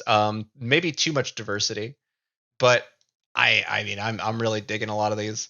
Um, just try your best to inpaint the corrections before doing the zooms or pans, guys. Because if you don't inpaint those corrections, her hair will diverge away from how it's supposed to be, which is in braids. Even when it comes to progressively in painting, it lets you be able to look at that. Look at that. This is a transfer back to V5, but I love how angry it is. So cute. Um yeah, very cool. Very cool. Let's see. Okay, so this is a V6 prompt, right? And wow, that's a lot. It's very complicated, and you can see what I mean by like the divergence. We have an almost like anime inspired webcomic on the bottom left. On the bottom right, it's just like straight storybook, right? You know what I get from here? He's standing on Santa's knee, right? It kind of looks like the borrowers here. Um, I'll upres this. I was a big fan of the Borrowers growing up. Now, when I look back on it as an adult, I'm like, oh, that's kind of cringy to like see all these, the Disneyfication of a character. I mean, of a storybook. But I mostly want to show you guys here that there is an anime version of the Borrowers that Miyazaki had made because it's not an adaptation of. So I'll give you a little bit of background here.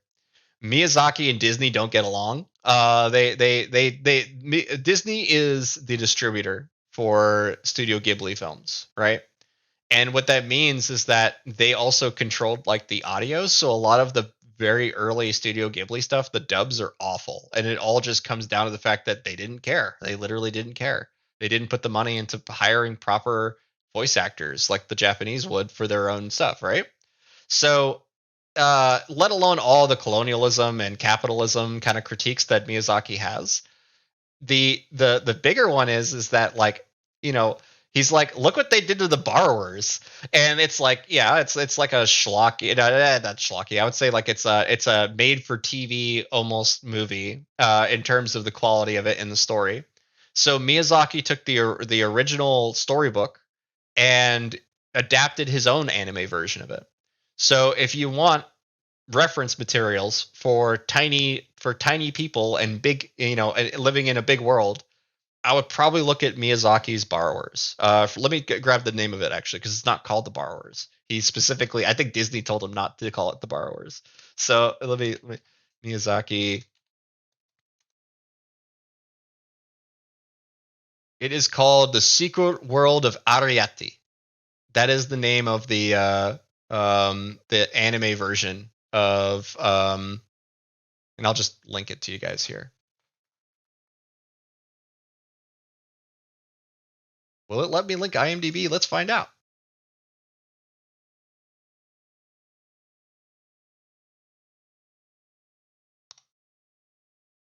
Yeah, okay, that worked.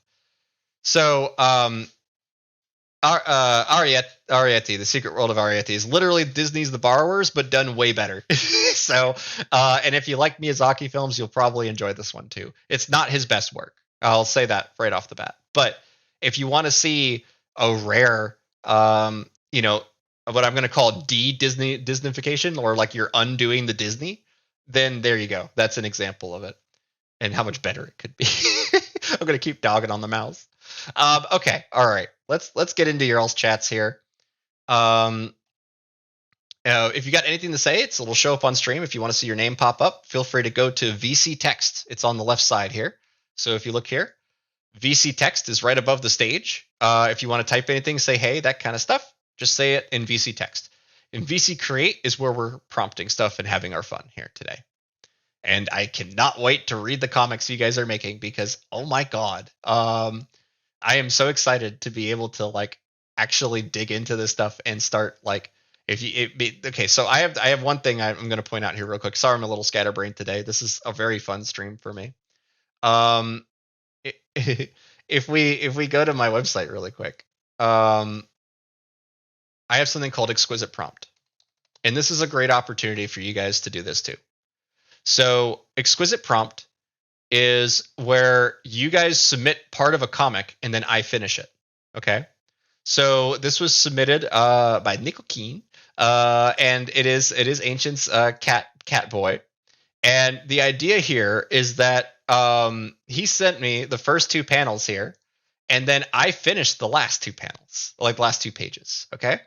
So I wrote the script and stuff. It's a little silly, but the idea with it is that if you guys make a comic, I'm happy to finish it. I may not post it to Reddit. It really depends on how much work I do on it and whether I consider it truly OC or not. But it is something where I am excited to be able to tell stories with you guys. So let's do it. Let's start. I've got a bunch of different comics here you guys can check out. Beyond the Valley is the backstory for Victor, the character I'm playing here today. And then Sage is in Tumbling Up.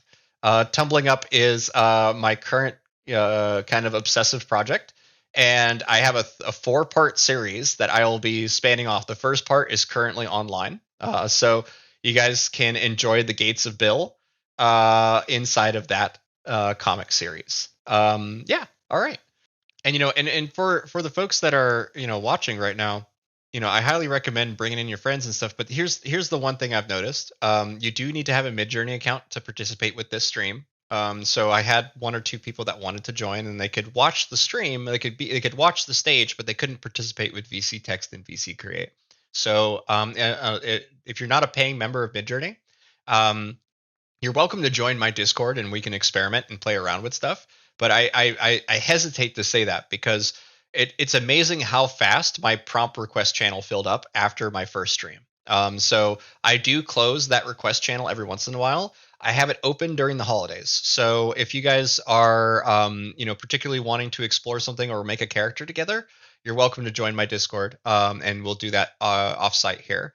Thank you so much for linking everything, Kinky. But overall, I mostly want to show you guys though. Oh, thank you so much. I really do appreciate it. You guys are like just going ham with Gnome, by the way. I love seeing that. I love seeing all the different directions you guys go. Including the different mediums, by the way. Like if you say, hey, I want a stop mo version of Gnome, let's do that. Let's do that really quick. And then we'll check out some of the stuff you guys have done. So if I just hit stop motion, and then I grab the Gnome code up here, and I'm grabbing it because I don't want the style code on there. The style code is designed specifically for a storybook narrative. So, you guys are welcome to use that code, but just know that it's most likely going to output stuff that is going to be complementary to the comic series that I'll be making, the fantasy series. So, you're welcome to play around with that and keep it. But if you use the style code and say something that isn't fantasy, then yes, I definitely you'll definitely get some weirdness. Maybe some random fantasy elements in your modern prompts, that kind of stuff. But it mostly relates to color. It mostly relates to how light is treated in the space, and in the rules of the world. There, you can see that when I added the word stop motion though to it, and I'll open this up in browser.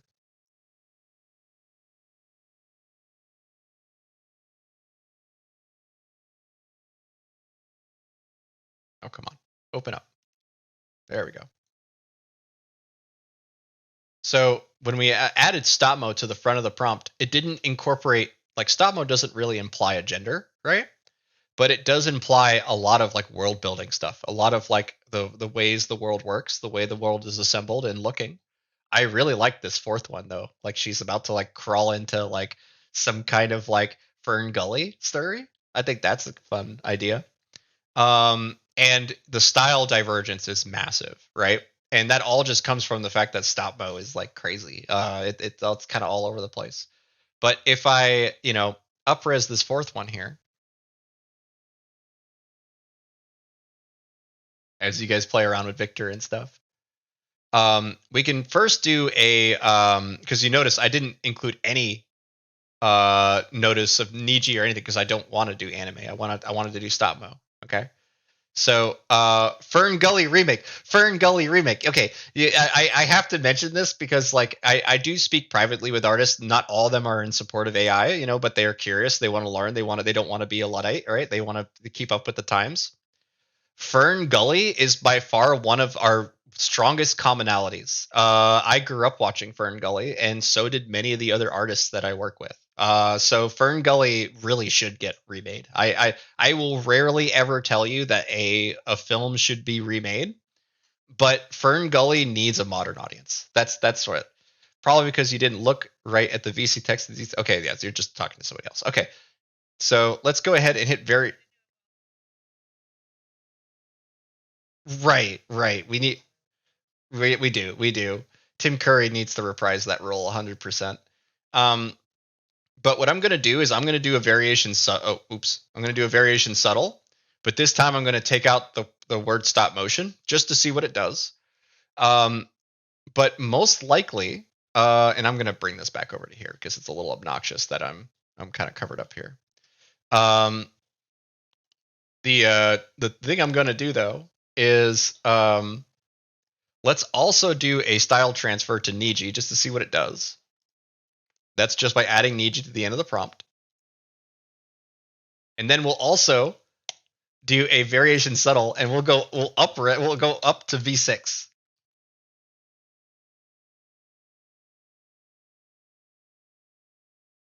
Lizzie, it's good to see you. It's all good that you're late. It's all good. We're still doing a lot of fun stuff here, and I will say that it is the holiday stream, so I made a gnome character. You all are more than welcome to mess with it. Plenty of people have already, so it's fun. It's fun for me anyway. And you'll notice here anime comic panels, right? Um, you probably had, yeah. So you had a description for gnome beforehand. You hit variation strong on this, but you deleted all the image references, which is fine. But you'll notice that by doing so, let's see here. Yes, by doing so, we got the maximum amount of divergence from, well, maybe not maximum. We're getting some divergence from her because the yes, it's referring to the previous image, but it's only referring to the image. It's only able to do that. So it's better to go with like maybe a subtle or something. What do you guys think of V6 so far? I'm gonna do a big old deep dive into V6 here. Just a moment here.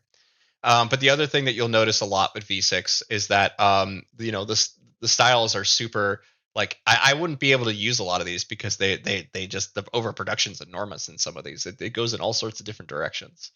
Um, yeah, a couple vectors here, pretty cool, pretty cool. Okay, all right, let's see this here.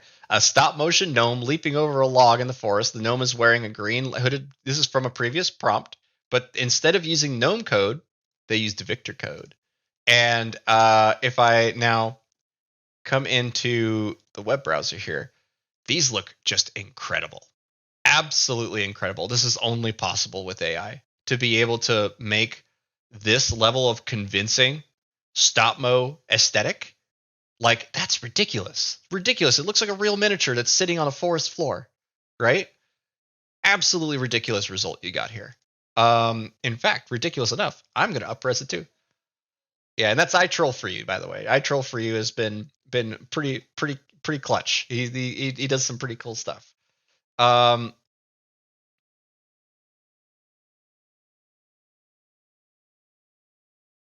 yeah, awesome. Yeah. So you can notice here that on this prompt by Ancient, this is a spin-off, whatever, that we got the gnome. You're going to very commonly, and I do this all the time in my comics, especially with pans. I will not include any image references on zooms and on pans, because it tends to just kind of find a weird middle place for a lot of the art. So what I'll do is I'll do a very region, select the area where it's no longer on model. So this would be a big bearded man or whatever. And then I will just inject the gnome code into there.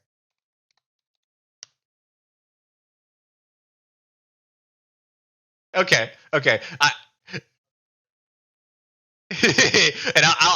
we'll let this diverge. You know what I mean? Like, I want to just show what happens here. But yes, a giant gnome it's hilarious. It's like the big guy's named Tiny. You know what I mean? Like, well, we should definitely name him like Pipsqueak or something like that. Oh no, getting hit by a blast. That's great. Again though, without a gender, it's going to because of AI bias and everything else, it's probably going to lean male when it comes to dwarves and gnomes and everything else. It looks so good though. Like, I'm still in love with this picture. It looks so good. Okay. And you could see here, stop motion leaping over a log, and this is now using the gnome code, and it looks great. It really does. It really does look great. Magnetic gnomes. Magnetic. Conflict action, hyper detailed graphic novel panels, Jupiter's atmosphere, landscape, and texture. No vignettes or depth of field. Oh wow. Okay. Yeah, she's about to get absorbed by the sun. That's what I'm getting at this last one here. That's hilarious. Um, very cool. This is a V6 prompt.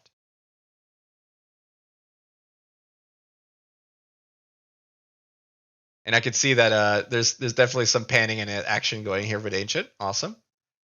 Um, Canned goods is magnetic domes. It's just more of the magnetic stuff. Okay, cool. Lots of wackiness there. Let's see here. Okay, all right. So you can see on my in paint here, it kind of screwed up. Okay. Let me go ahead and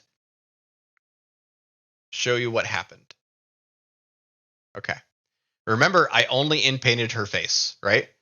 Look at the ear it gave. The thing is that, and this is me inferring, okay, but because Victor is looking at her and it's noticing the context of like other images that might be like somewhat like this, it's turning her head so her ears are kind of faced the wrong direction, and you're not seeing a face anymore.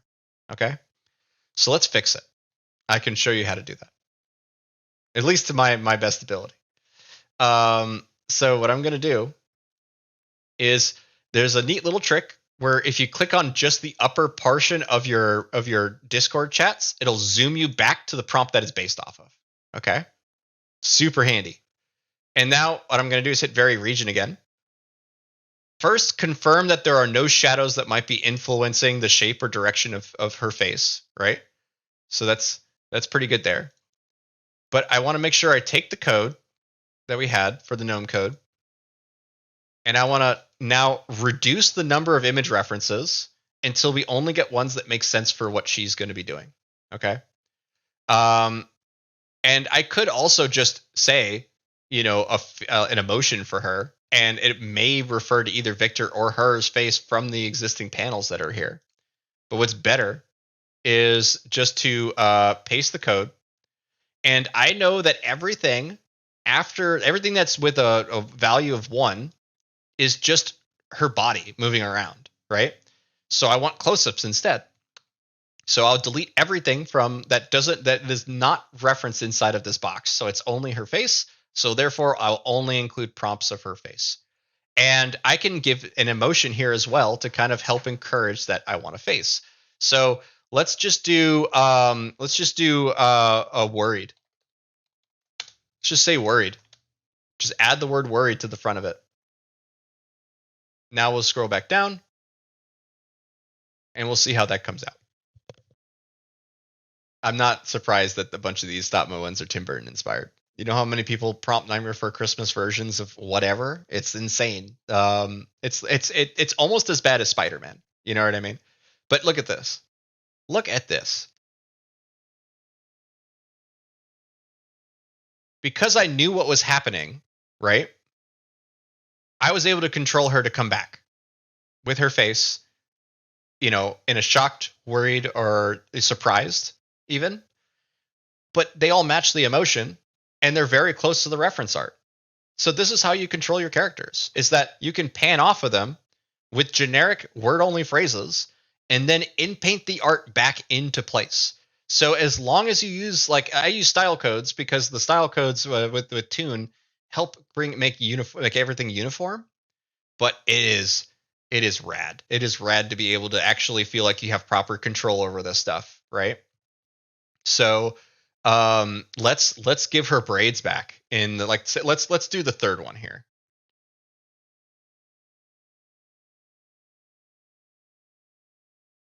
And by making all of these corrections, right, that means that any zoom or pan for additional comic panels that we want to explore this world are going to be more accurate than if we didn't do the in-paint. So now I can just come into here, hit vary region. And because the braids are as prominent in like the turnarounds as they are in like her close-ups, her close-ups are like I'll pull up one of her close-ups here because I feel like it's going to be a good emphasis here. Not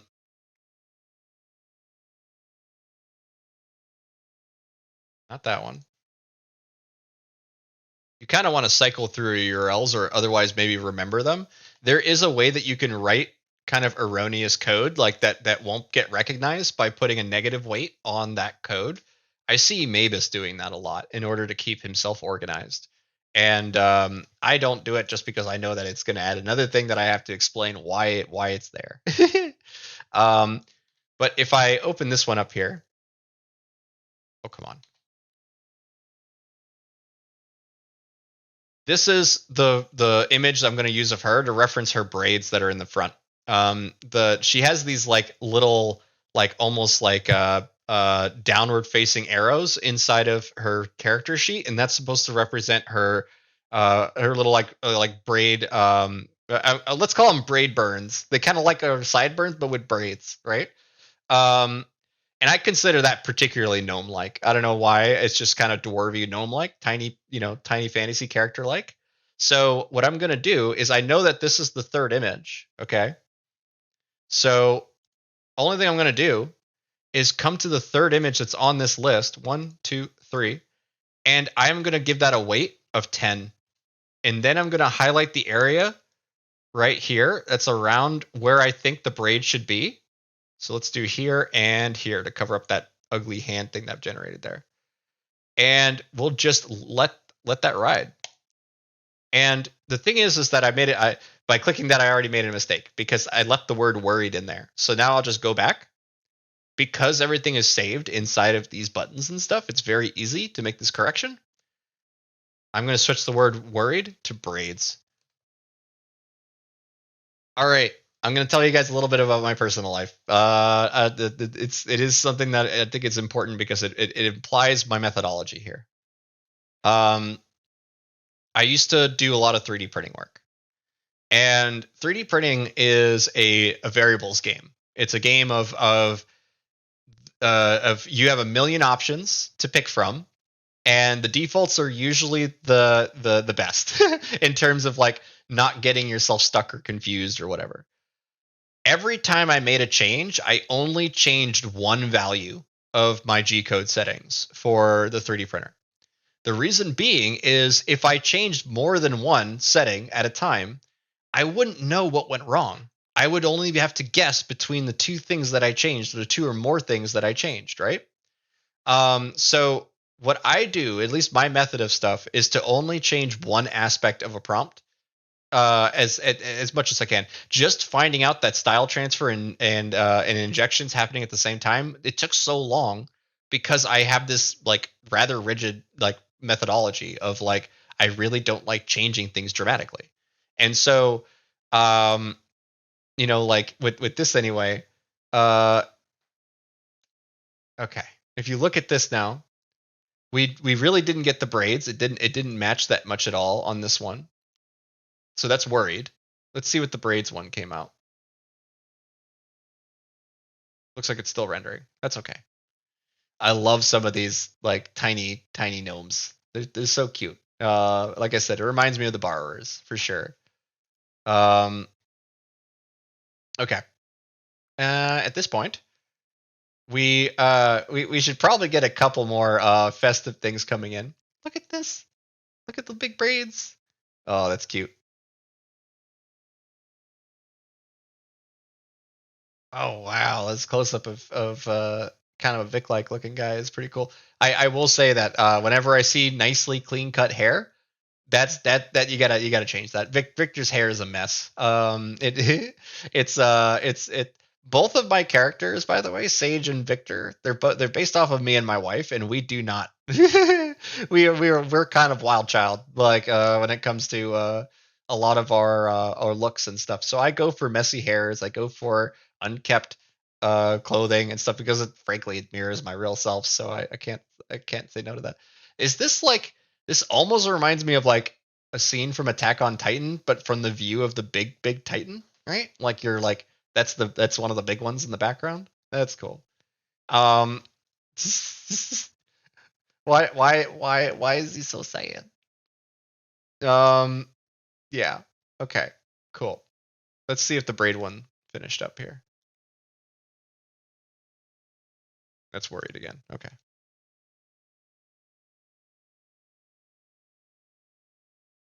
Okay. I'll see what happened to that one later. Probably just didn't render out. But oh, the ones with the gifts. That's so cute. Yes. Yes, all these forest tiny borrowers are so cute. I really love it. I'm sorry, I keep just saying they're cute and not really doing anything. I apologize. Okay. All right. Let's do something. Um I'm going to prompt Um, I do want to hear from you guys. Feel free to post in VC text if you got an idea of what sort of festive stuff we want to do. But let's try to get as many characters into a single prompt as we can as sort of like a Christmas like thank you, right? I think that'd be fun. So yeah, right. Yeah. So let's get 90s versions of all of our characters here. I would love to see a 90s gnome. What does a gnome from the 90s look like? Like things like that. This is the exploration I love. Gnome lords. The gnome lords. Yeah, we're not. If you want to do mechanized gnomes, I mean, like just do like Terminator. Like Terminator and then the gnome code. You know what I mean? Like we'll see what that does. But I mostly want to do like, okay, let's try to get 90s Office Space, her, blonde.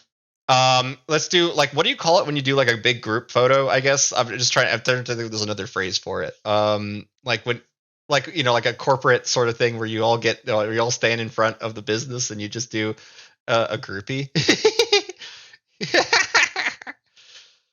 A what? Sorry. A staff photo? Yeah, that will probably work. Office Space, her, blonde. Uh, like we could do a staff photo and just see what it. A what? Sorry, I didn't hear you well there.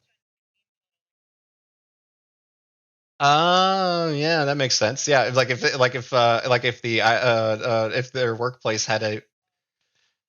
Ooh, yeah, these are all good. Let's start with a staff photo and then we'll pan off of that. Oh wow. You got the Jaeger gnomes. Oh, look at these Jaeger gnomes. Um, that's great. Okay, we'll let that render here.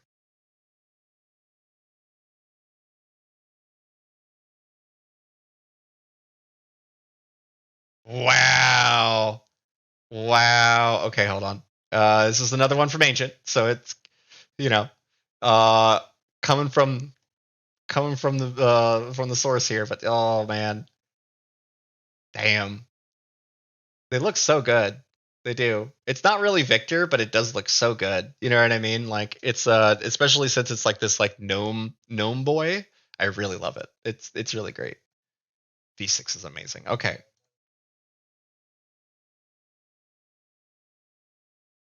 that's crazy. It's just crazy how good it is. Absolutely crazy, actually. Okay. So I have my staff photo here, which is really funny. It's like a million sages behind her. Like every possible sage derivative is standing behind her in this one. But I think for the sake of simplicity, let's do the third one. Just because I'm curious what it will do. Let's do it out of curiosity. Then style transfer to Niji to see a bunch of sages back there. But I'm going to upres this one. Oh, slow down. There we go. There it is. Okay. So first thing I'm going to do is a variation strong. The Niji.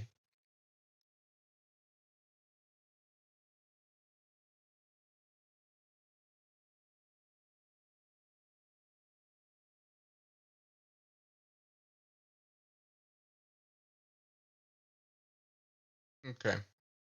Is that the original image? Let's see. Oh, okay, no, it's rendering right now. Okay.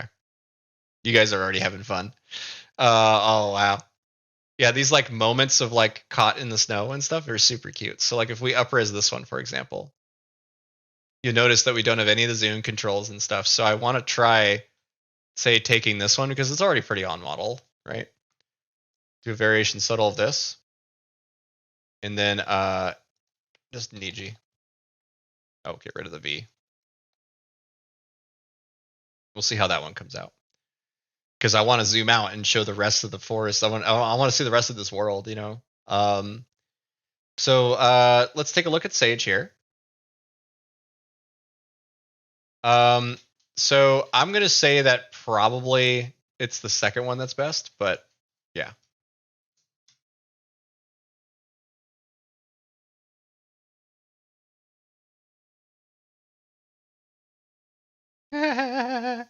Hold on. I gotta make this browser not so big anymore.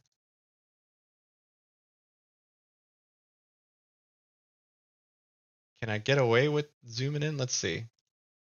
Okay, I see what's going on here now. I need to shrink this down.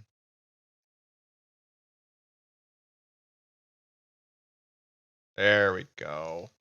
Stupid Discord being stupid. All right. Okay. Look at that 90s gnome. So 90s. I love how there's not really anything I can tell you that makes it look 90s, but it's like, yeah, sure.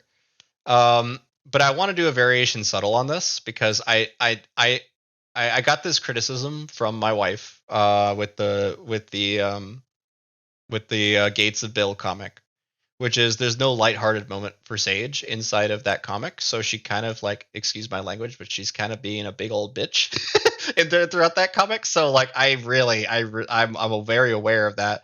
And I was like, the next one, it's a lot more lighthearted and fun. But she is purposely meant to be this like they had a bad experience in the past, and she does not like seeing Bill there. And so I was like, that no moment would she be happy. Like I don't want her to be like, hee hee, goofy and bubbly, and then right hook to like I just didn't want her to seem bipolar. So I wanted her to be like frustrated and grumpy that entire issue.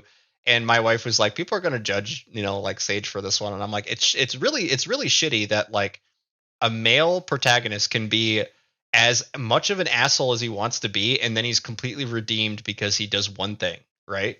But if a female protagonist does even one thing, she's now a bossy bitch, right? Like I hate that. I hate that so much. And it comes out of my writing, honestly, because my wife helps me out a lot with stuff, and I'm very aware of just how problematic it is to try to tell a story. I'm a male, but like a lot of people see me as Sage online, and I have to, I would much rather have my wife kind of fill in the gaps of that.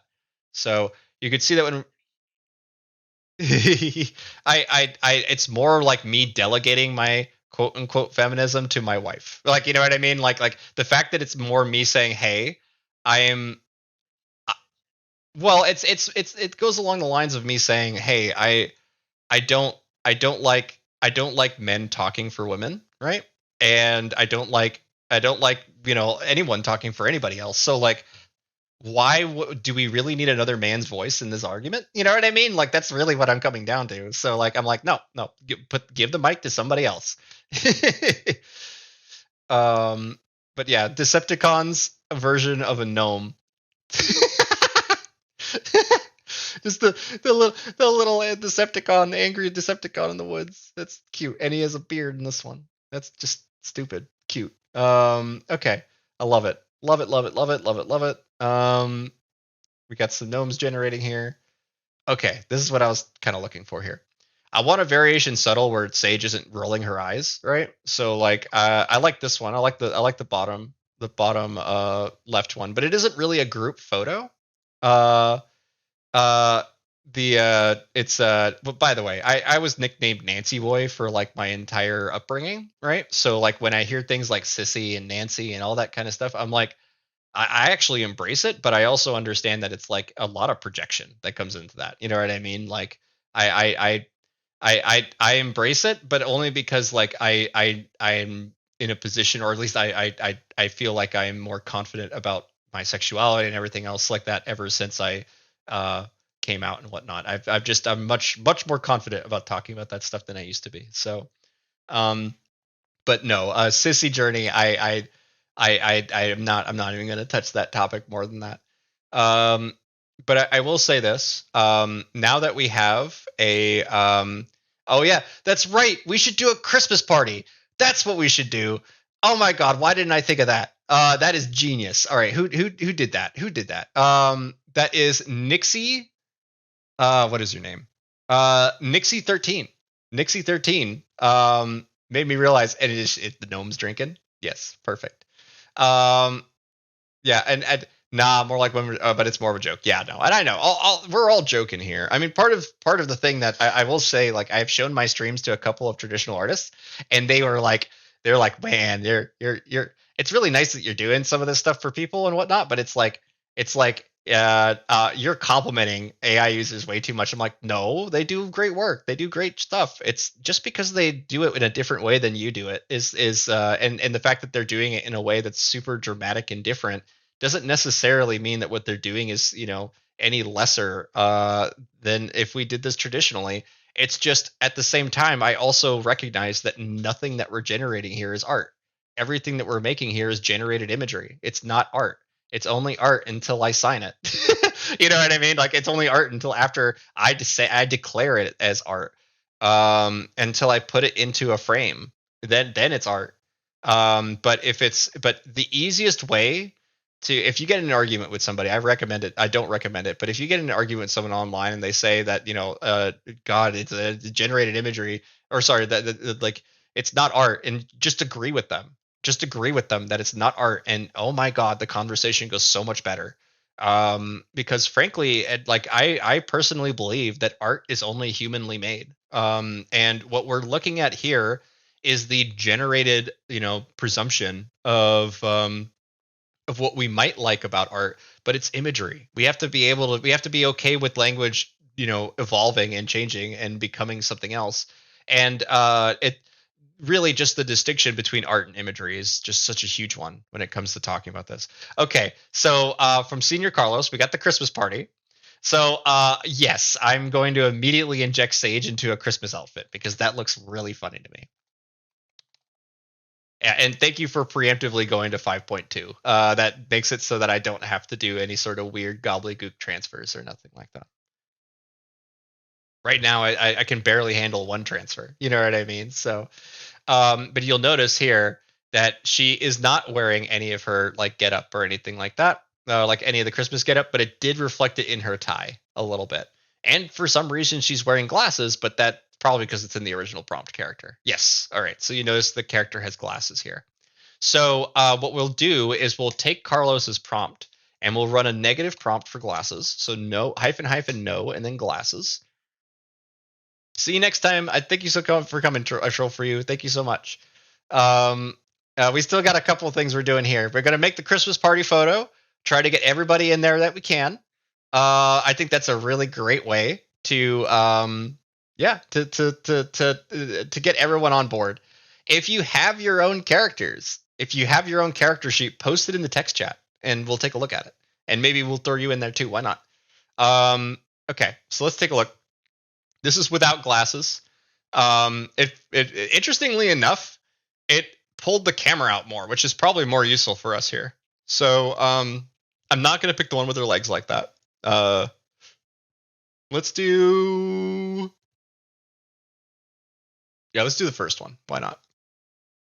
Actually, no, you know what? I like how the trees are in the background. It might generate some trees on this one. So Sage, I won't worry about the no glasses in the prompt anymore because that's now redundant. And then we'll add Niji. Removing redundancy is huge. It really is. It really does help a lot. Yeah, look at all them. Look at all them hands. And all these gnomes.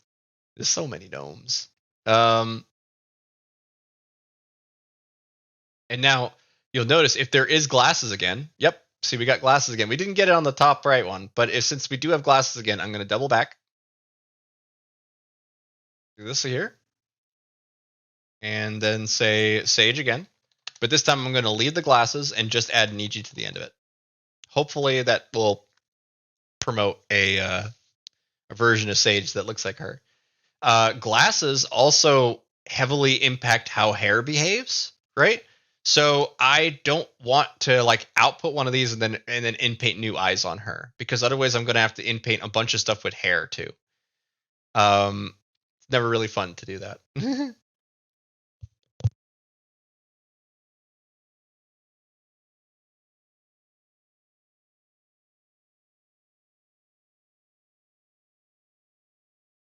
All right, Clutch had a 90s at a rave party, but let's take a look at the 90s Office Space her blonde no glasses. Okay, cool. Now, the thing about this is that the more like negative prompts we add, the farther away we get from Sage, from my experience, right? So, I what I'm gonna do is kind of like take a look and see if we can. I think I just don't really like the sassy hip look, on this one. You know what I mean? Like it's a little there's a little too much sass there. Um, so let's do this instead. 90s office space, office Christmas party. Let's do a group photo in the front of it, just so we can hopefully get a bunch of sages and then diverge off of there. I don't know if the sage with a bunch of sages actually rendered at all, if I can find that, but we'll see. Wow, some of these gnomes are so freaking cute. We'll see how that one renders, and then go from there.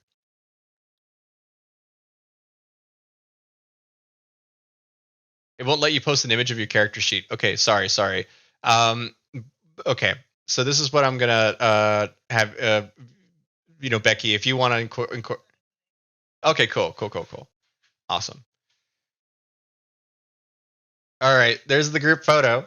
All right, it's kind of already funny to me. All right, like that, no one likes this photo. No one wants to take this photo except for the boss. So, yes, okay, all right. Let's try this one first. I'm gonna first do it as a subtle, and then also as a strong, just to see what the difference is. It's just I really like that composition, right? So I want to try subtle out on this. It's probably not gonna work. All right, and now we're gonna try to do something a little wacky here. We're also gonna do a variation subtle, add Niji, but then I'm gonna replace the prompt with 6.0. It's probably not gonna work. Oops. Let's see if it works first. I just want to see if it actually renders. Oh god, it's rendering. Rendering. It'll ignore the Niji part of the prompt, I bet.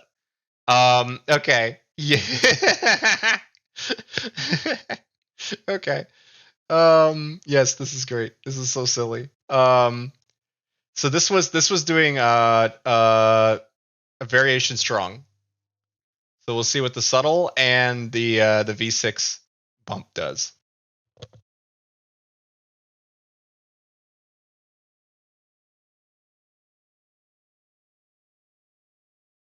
Oh, what the hell? Look at all these people. The V6 bump like made them like far more fleshed out as individuals. Like they're all laughing and enjoying themselves a lot more than when we had earlier. That's interesting. Yeah, V6 Sage in a Christmas hat. Oh, the third one's cute though. Like, I mean, they're all cute, but I think the third one is probably closer. Okay. All right. Wow. It did a great job actually with the variation subtle this time. So what I'm gonna do is first take a closer look at this, just to see if how murky it is in places. This is the okay. Let's try this. I think the first one kind of looks like Michael and Sage. So if I now upres that, I'm going to try to let's try this. This could be really weird. I'm just kind of spitballing here, but I'm going to transfer this to V6. Remember, this is with the character art now. Before we didn't have the character art.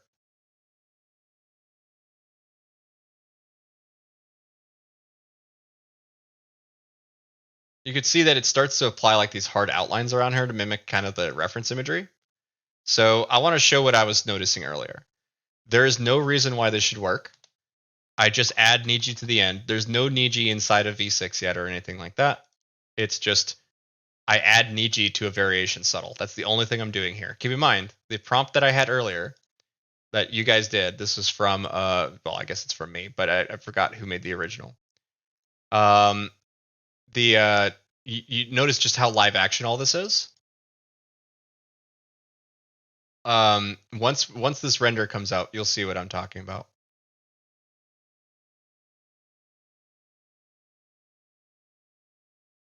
Okay. Oh god.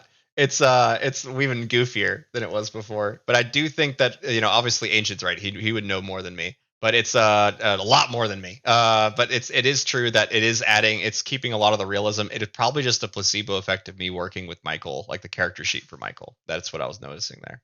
So, yeah, confirmed at this point that if you just add Niji to the end of it, it's just gonna ignore it.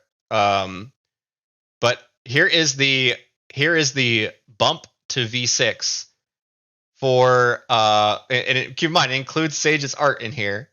Some of these are really funny to me. Hold on, let me browse this here. Wow. They're really goofy. They don't make sense, but man, that second one is making me laugh just because it's like the realism is in all the right places, but it's very just kind of wrong. Like all of this is wrong. It's stuff that's entertaining to me, but for the average person this would be very frustrating, I bet, to start using renders and you get something like this. So entertaining for me, probably not for you guys. Okay. Let's now pop back over to here. Okay, there's the character sheet. All right, it's chicken space chicken kind of looking thing. It kind of looks like a miner too. I'll keep this to the side for now. We'll mess with this here in a minute because I want to start bringing in the other characters. That's mostly what I want to do here. So if we look at some of these side by sides here, I like this one a lot. This one's cute. I like this one. We weren't really getting where I wanted to be with the group photos, but you'll notice that if we now spin off of those, we are far more likely to get something that might be more usable for us. So this one, it was the fourth one that was picked here by somebody, so I'll just do that one. I am now going to bring this to Niji, but with a variation. And we'll see how that one goes. Keep in mind, I did it as a variation strong. So let's try doing some panning here. I have something written up here. I'll save this here. Movie machine. So when it comes to Michael in particular, I try to inject him with like word only prompts and then replace key aspects of him with in painting. That's been the easier methodology for pans for me. So if I now open this up, you can see I have Michael's character sheet here. And Michael's character sheet is very different than Sage's because Michael's is much more defined. There's not a lot of loose interpretation. But it is far more constrained and cleaned up than Sage's. So that means the results we get out of it are also very predictable. But what I'm not seeing here is my pan codes. So let me quickly just suit and tie here in my searches.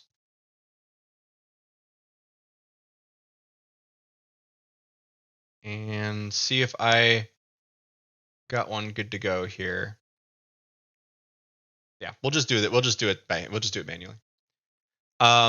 So inside of our VC create here,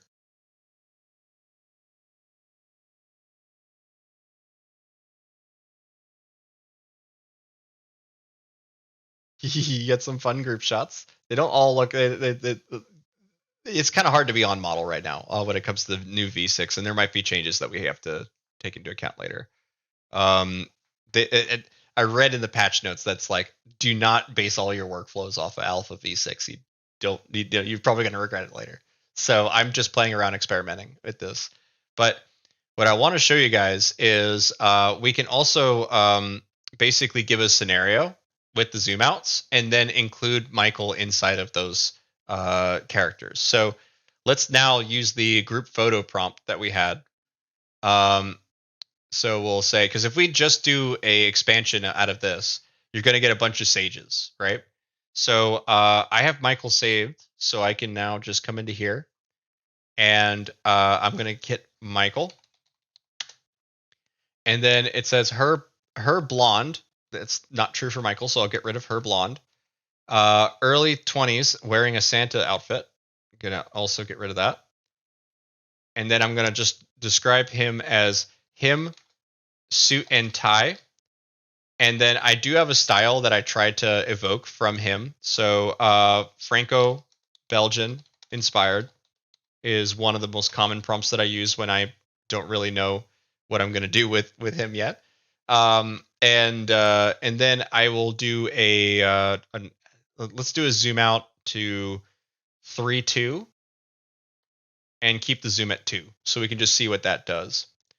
Um, because of Michael's code being now embedded into it, it's far more likely to be just a bunch of Michaels, right, around it, and maybe we can find one that's usable. But it probably will be just as usable if I come into here and get rid of all of the text. I mean, all the URLs, and then I'll say office party, like 90s office Christmas party, and get rid of 1990. Just so that I can go 2:1, which will make it like an ultra wide, not ultra wide, but just wide shot, and a 2. So we can see the differences between those two. And you'll notice that I didn't include Niji on that. So we'll see how well that kind of comes out. Alrighty, questions. Okay, so I got your character sheet. I will be messing with that. I wouldn't really describe that as cell shading. Cell shading is more about like the digital, it's a 2.5D. It's a fake look by 3D artists to look like 2D. But okay, so you could see that by panning out and including the reference art for Michael, we got them standing by each other, which is great. That's all I really need to start the Christmas photo. But you can see that like this is great too. We can actually inject off of these two. So with Lizzie's here from V6, I'm going to pick the brighter. Let's go with the second one. I think that one probably makes the most, as long as they're not wearing glasses. Oops. Look at this. There you go. You got so this was from me, 90s Christmas party, Niji. This is probably the best way to do it, in my opinion, is just to get rid of all the text, get rid of it all, and just replace it with what your intention is. So we have the Christmas party here. I can imagine a couple different Victors, a couple different characters from my series being inside of some of these prompts. Keep in mind, I've also had the word congratulations run on string signs before, and I had to do some. It took me way too long to determine what these things are called. These flag strings, and I don't even know off the top of my head right now. But once I got it, once I was like, oh, that's the name from the party store where you go order it off the catalog. That's when I was like, okay, that now I get the stringer nice and easy. But what I mostly want to show here is that we can just in-paint the characters as we need. I'm going to run a couple of these. So there's a function that's a little dangerous if you are, because you have to use your fast hours for it, and it can eat up your fast hours real fast. Is to put a repeat. So I'm going to do a repeat of 10 on here, just to kind of show you guys what this does. Oh, did that not work? I guess it just ignored the repeat. Okay, so the reroll did not like repeating. It's probably because it's a zoom out, honestly. Some of the codes, some of them just don't function right. So with this one here, I mean, they do function fine. It's just my use of them is not intentional, or at least not how they intend. So let's try to in-paint one of my characters into here, because somebody up-res this one. So let's go ahead and select the head here. And I'm going to do Vicky here. So I need to make sure that there's a good amount of like extra space in the back to account for the ponytail. And then I'm going to add my saved preference for her, which is Vicky. And I have a couple key descriptors that I try to put in. So big round glasses, black ponytail. That's the two I'm going to go with for this. And then if it really screws up, then I start deleting things. I start deleting images. I start deleting words. I start reducing the results. Yeah, and you could see that on the one that I had wrote repeat on. It didn't actually do the repeat where it did 10 of them. It'll usually warn you and give you like, hey, are you sure you want to do this? It's very costly. But if you're doing zooms, pans out, that kind of thing, I repeat tends not to work. I keep forgetting it about it with zooms.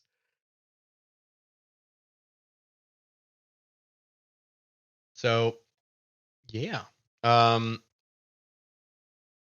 we'll see how Vicky comes out here. I do have a dance prompt actually. Let me see if I can pull it up without revealing too much here. Um, if you've ever seen the original ending to the original series of for Evangelion, you may know what I'm referencing here. Let me see here. Oh, I wrote celebration. Hold on. I have to do a dance, I think. Yeah. So I never ended up finishing these prompts here. But I got a really great one of Sage doing like a real awkward dance, right? So I'm gonna copy this. Copy the seed. And I'm showing this inside of VC Create. So this very awkward dancing Sage is what I originally planned for my end of year sort of thing, where it was like, you made it to 1994, and it's just them doing like of all these awkward dances, right? And Sage's dance is particularly funny to me in this one, just because she's like with her hands close to her belly, just doing a little like flap flap flap flap, little taps. You know what I mean? Like it just feels like someone who two people who don't know how to dance. They're trying to dance behind Victor here, or to some weird derivative of Victor.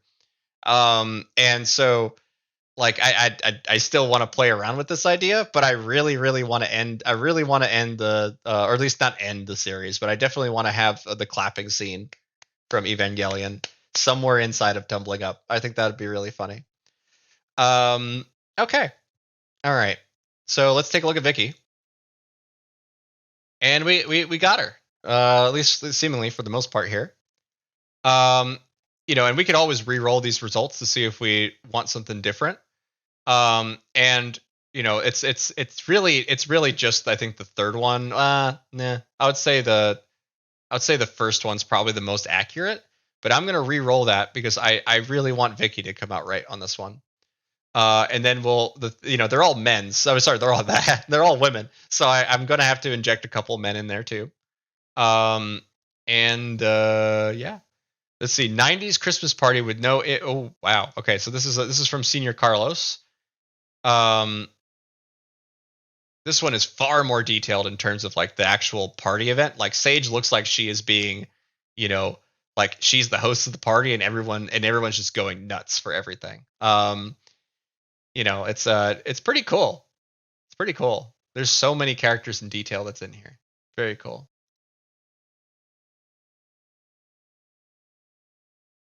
Alrighty. Vicky's just about done here.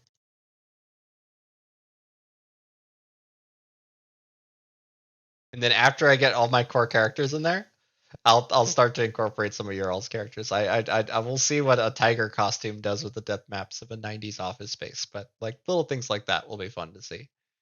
And we are coming close to 7. So once I have these ones done here, I'm gonna see which one looks. I'm gonna say.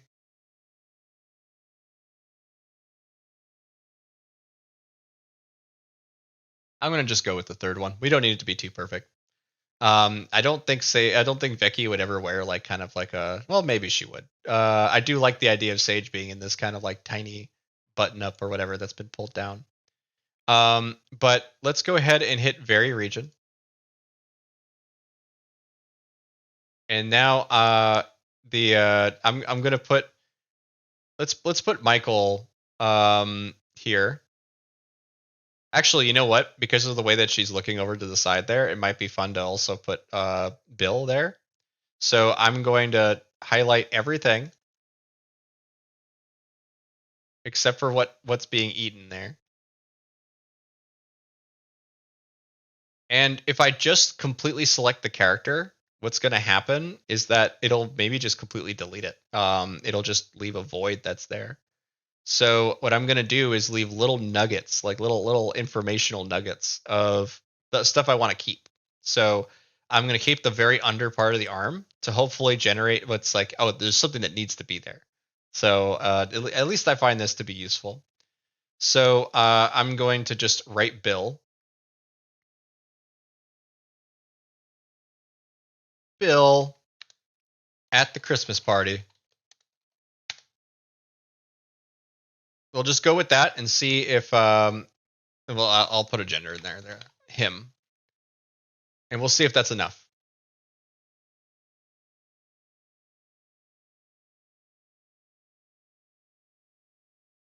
Trying to put Michael in there. I see. Lots of fun little characters and doodads and things. But as we are, we got a couple more minutes. It's about 5 minutes to 7. So what I wanna say real quick is that one, thank you so much for joining. It's been a lot of fun. I really hope to see you guys come back next week, especially next week. I can't announce anything yet, but we have a very special guest lined up for next week. You will not know who it is, but you'll know his work. That's for damn sure. And I'm excited to do our V6 deep dive with him. And so when it comes to bringing on celebrities into here, it's always going to be interesting. But I'm very excited about this one. I met him back at Valve, so that's all I'll say.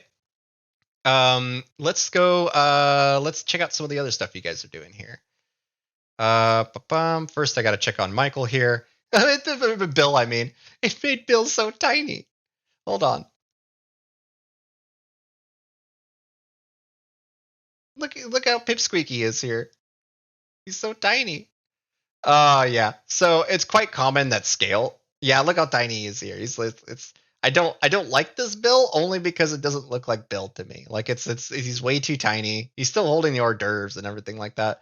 But I think what's probably best for this one would be to what is it to really select a larger area for this and hope that he just look at the way that the girl to the left is looking up at him.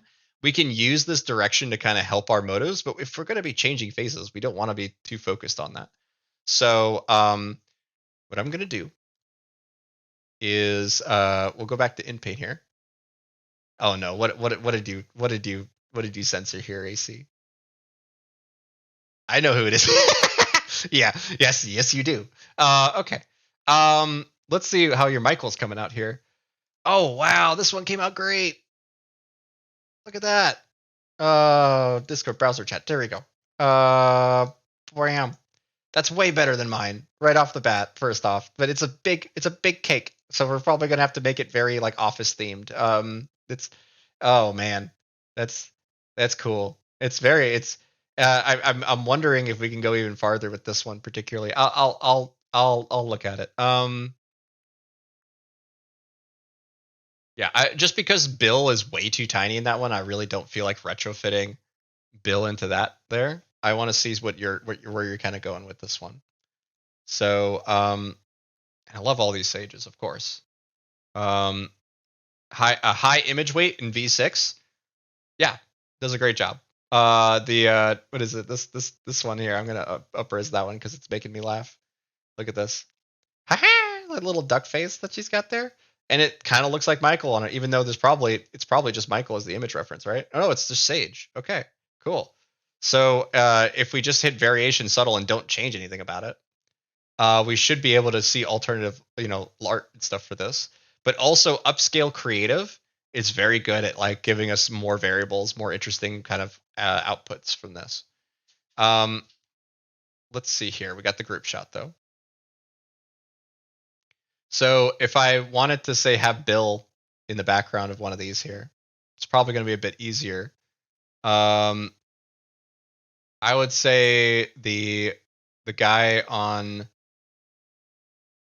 is probably going to be the guy on the far right. Why not? Um, this okay. So now I should just be able to vary region, select all this gold hair that's here.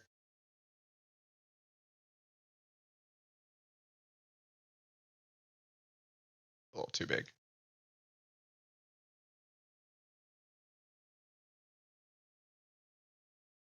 Making sure none of that gold shows through.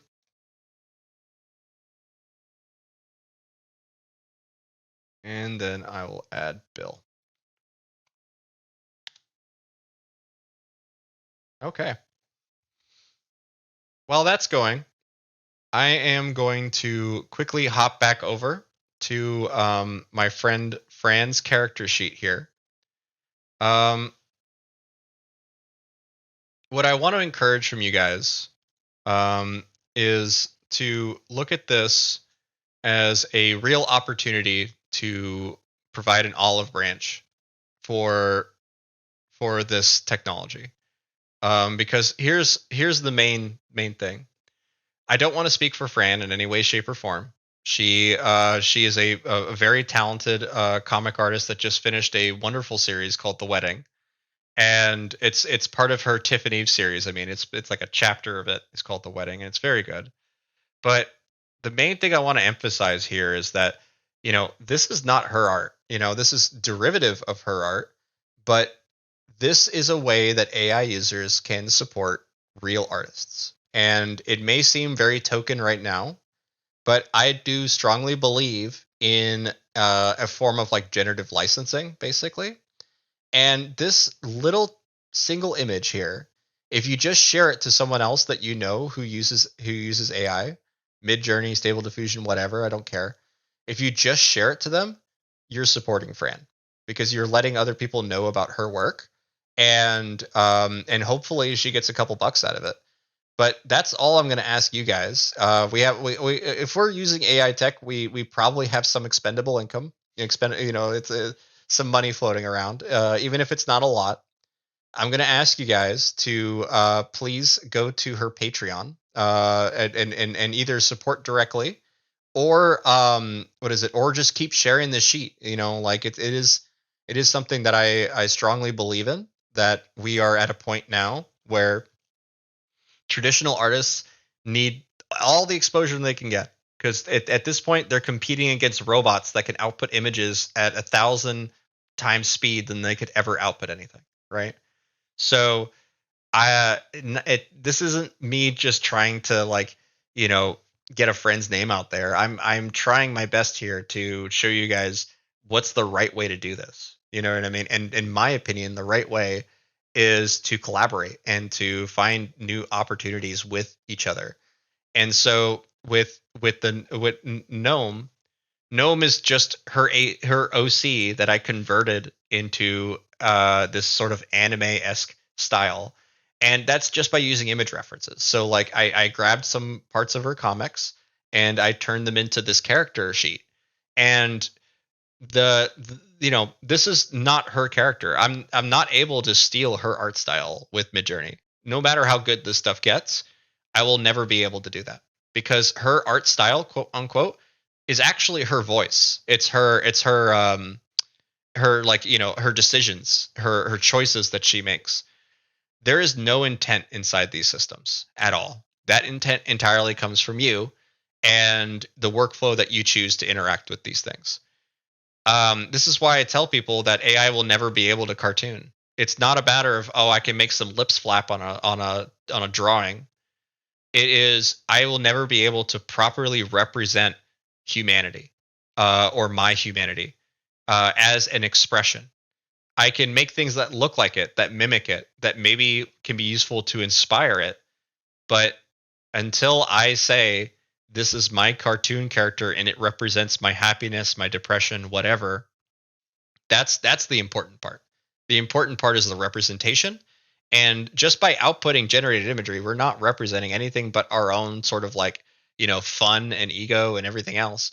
But as soon as we sign it, as soon as we put our name to it, that changes. And a lot of artists right now are struggling with that. They're struggling with the idea that I can just generate something, and if I put my name on it, it suddenly has quote unquote the same value as something I put a week's worth of work into. That isn't true, but it is a current like venue issue where we all have to compete on the same level playing field, right? We all have to be on social media in order to get our work seen. And frankly, I think we're getting quickly to a point where we need a new venue. We need a new place where AI users do not flood social media. And a lot of artists are kind of finding their own escapes right now. They're finding their own venues.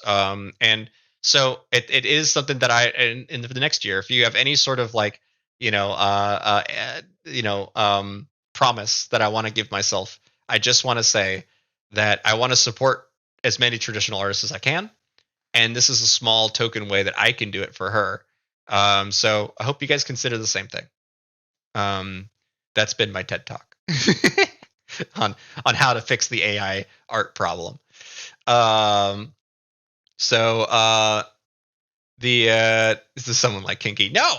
Let's see here. Kinky catching color shade for absolutely no reason. Yeah. Okay. So I just really wanted to thank you guys so much for for being here and for making all sorts of cool stuff together. There is a lot of Gnome stuff that I have to download now. But it's been great, and it's been a lot of fun. I really do appreciate it. If there's anything else that you guys want to do or say in a future stream or anything, you can join my Discord and chat with me in the text chat there.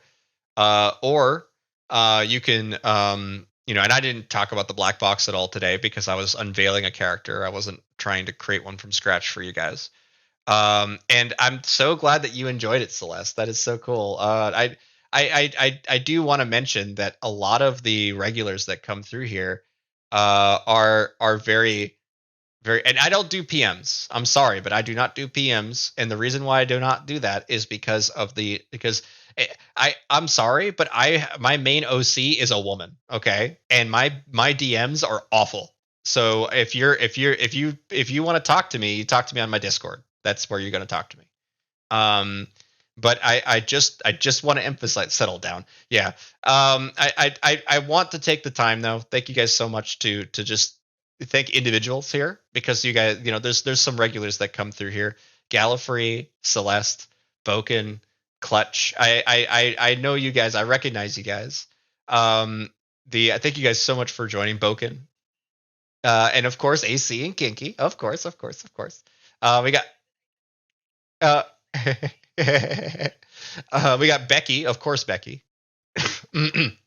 It's got to the end of the stream, so sadly, you know what I'm gonna do? Becky is such a regular contributor.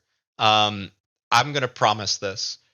It probably won't happen on the next stream because we'll be having a guest star on, but I want to focus on one of your anthropomorphic characters because you do a really great job kind of finding all these weird middle grounds with furry kind of inspired characters that I am very bad at. So I would love to focus like at least the first half of a stream on just one of your character sheets to see if we can make it even more like compatible or change up enough, at least latently diverse enough to where it's interesting but still recognizable as your furry character. Deleted the grid, blah blah blah. Okay, and Lizzie, of course. Thank you, Lizzie, so much for joining. It's always great to see the regulars coming through here. I troll for you. Thank you. I know you left already, but I really appreciate it. Okay, all right. Anything else? Feel free to hit me up. But yeah, I'm gonna hang up. It's time to hang up the damn phone. Okay, guys, have a great holiday and wonderful, and wonderful family festive times. If you have that luxury, and if you don't, reach out to a friend. It's always a good time to do that, especially if you in times of need. All right, guys, thank you so much.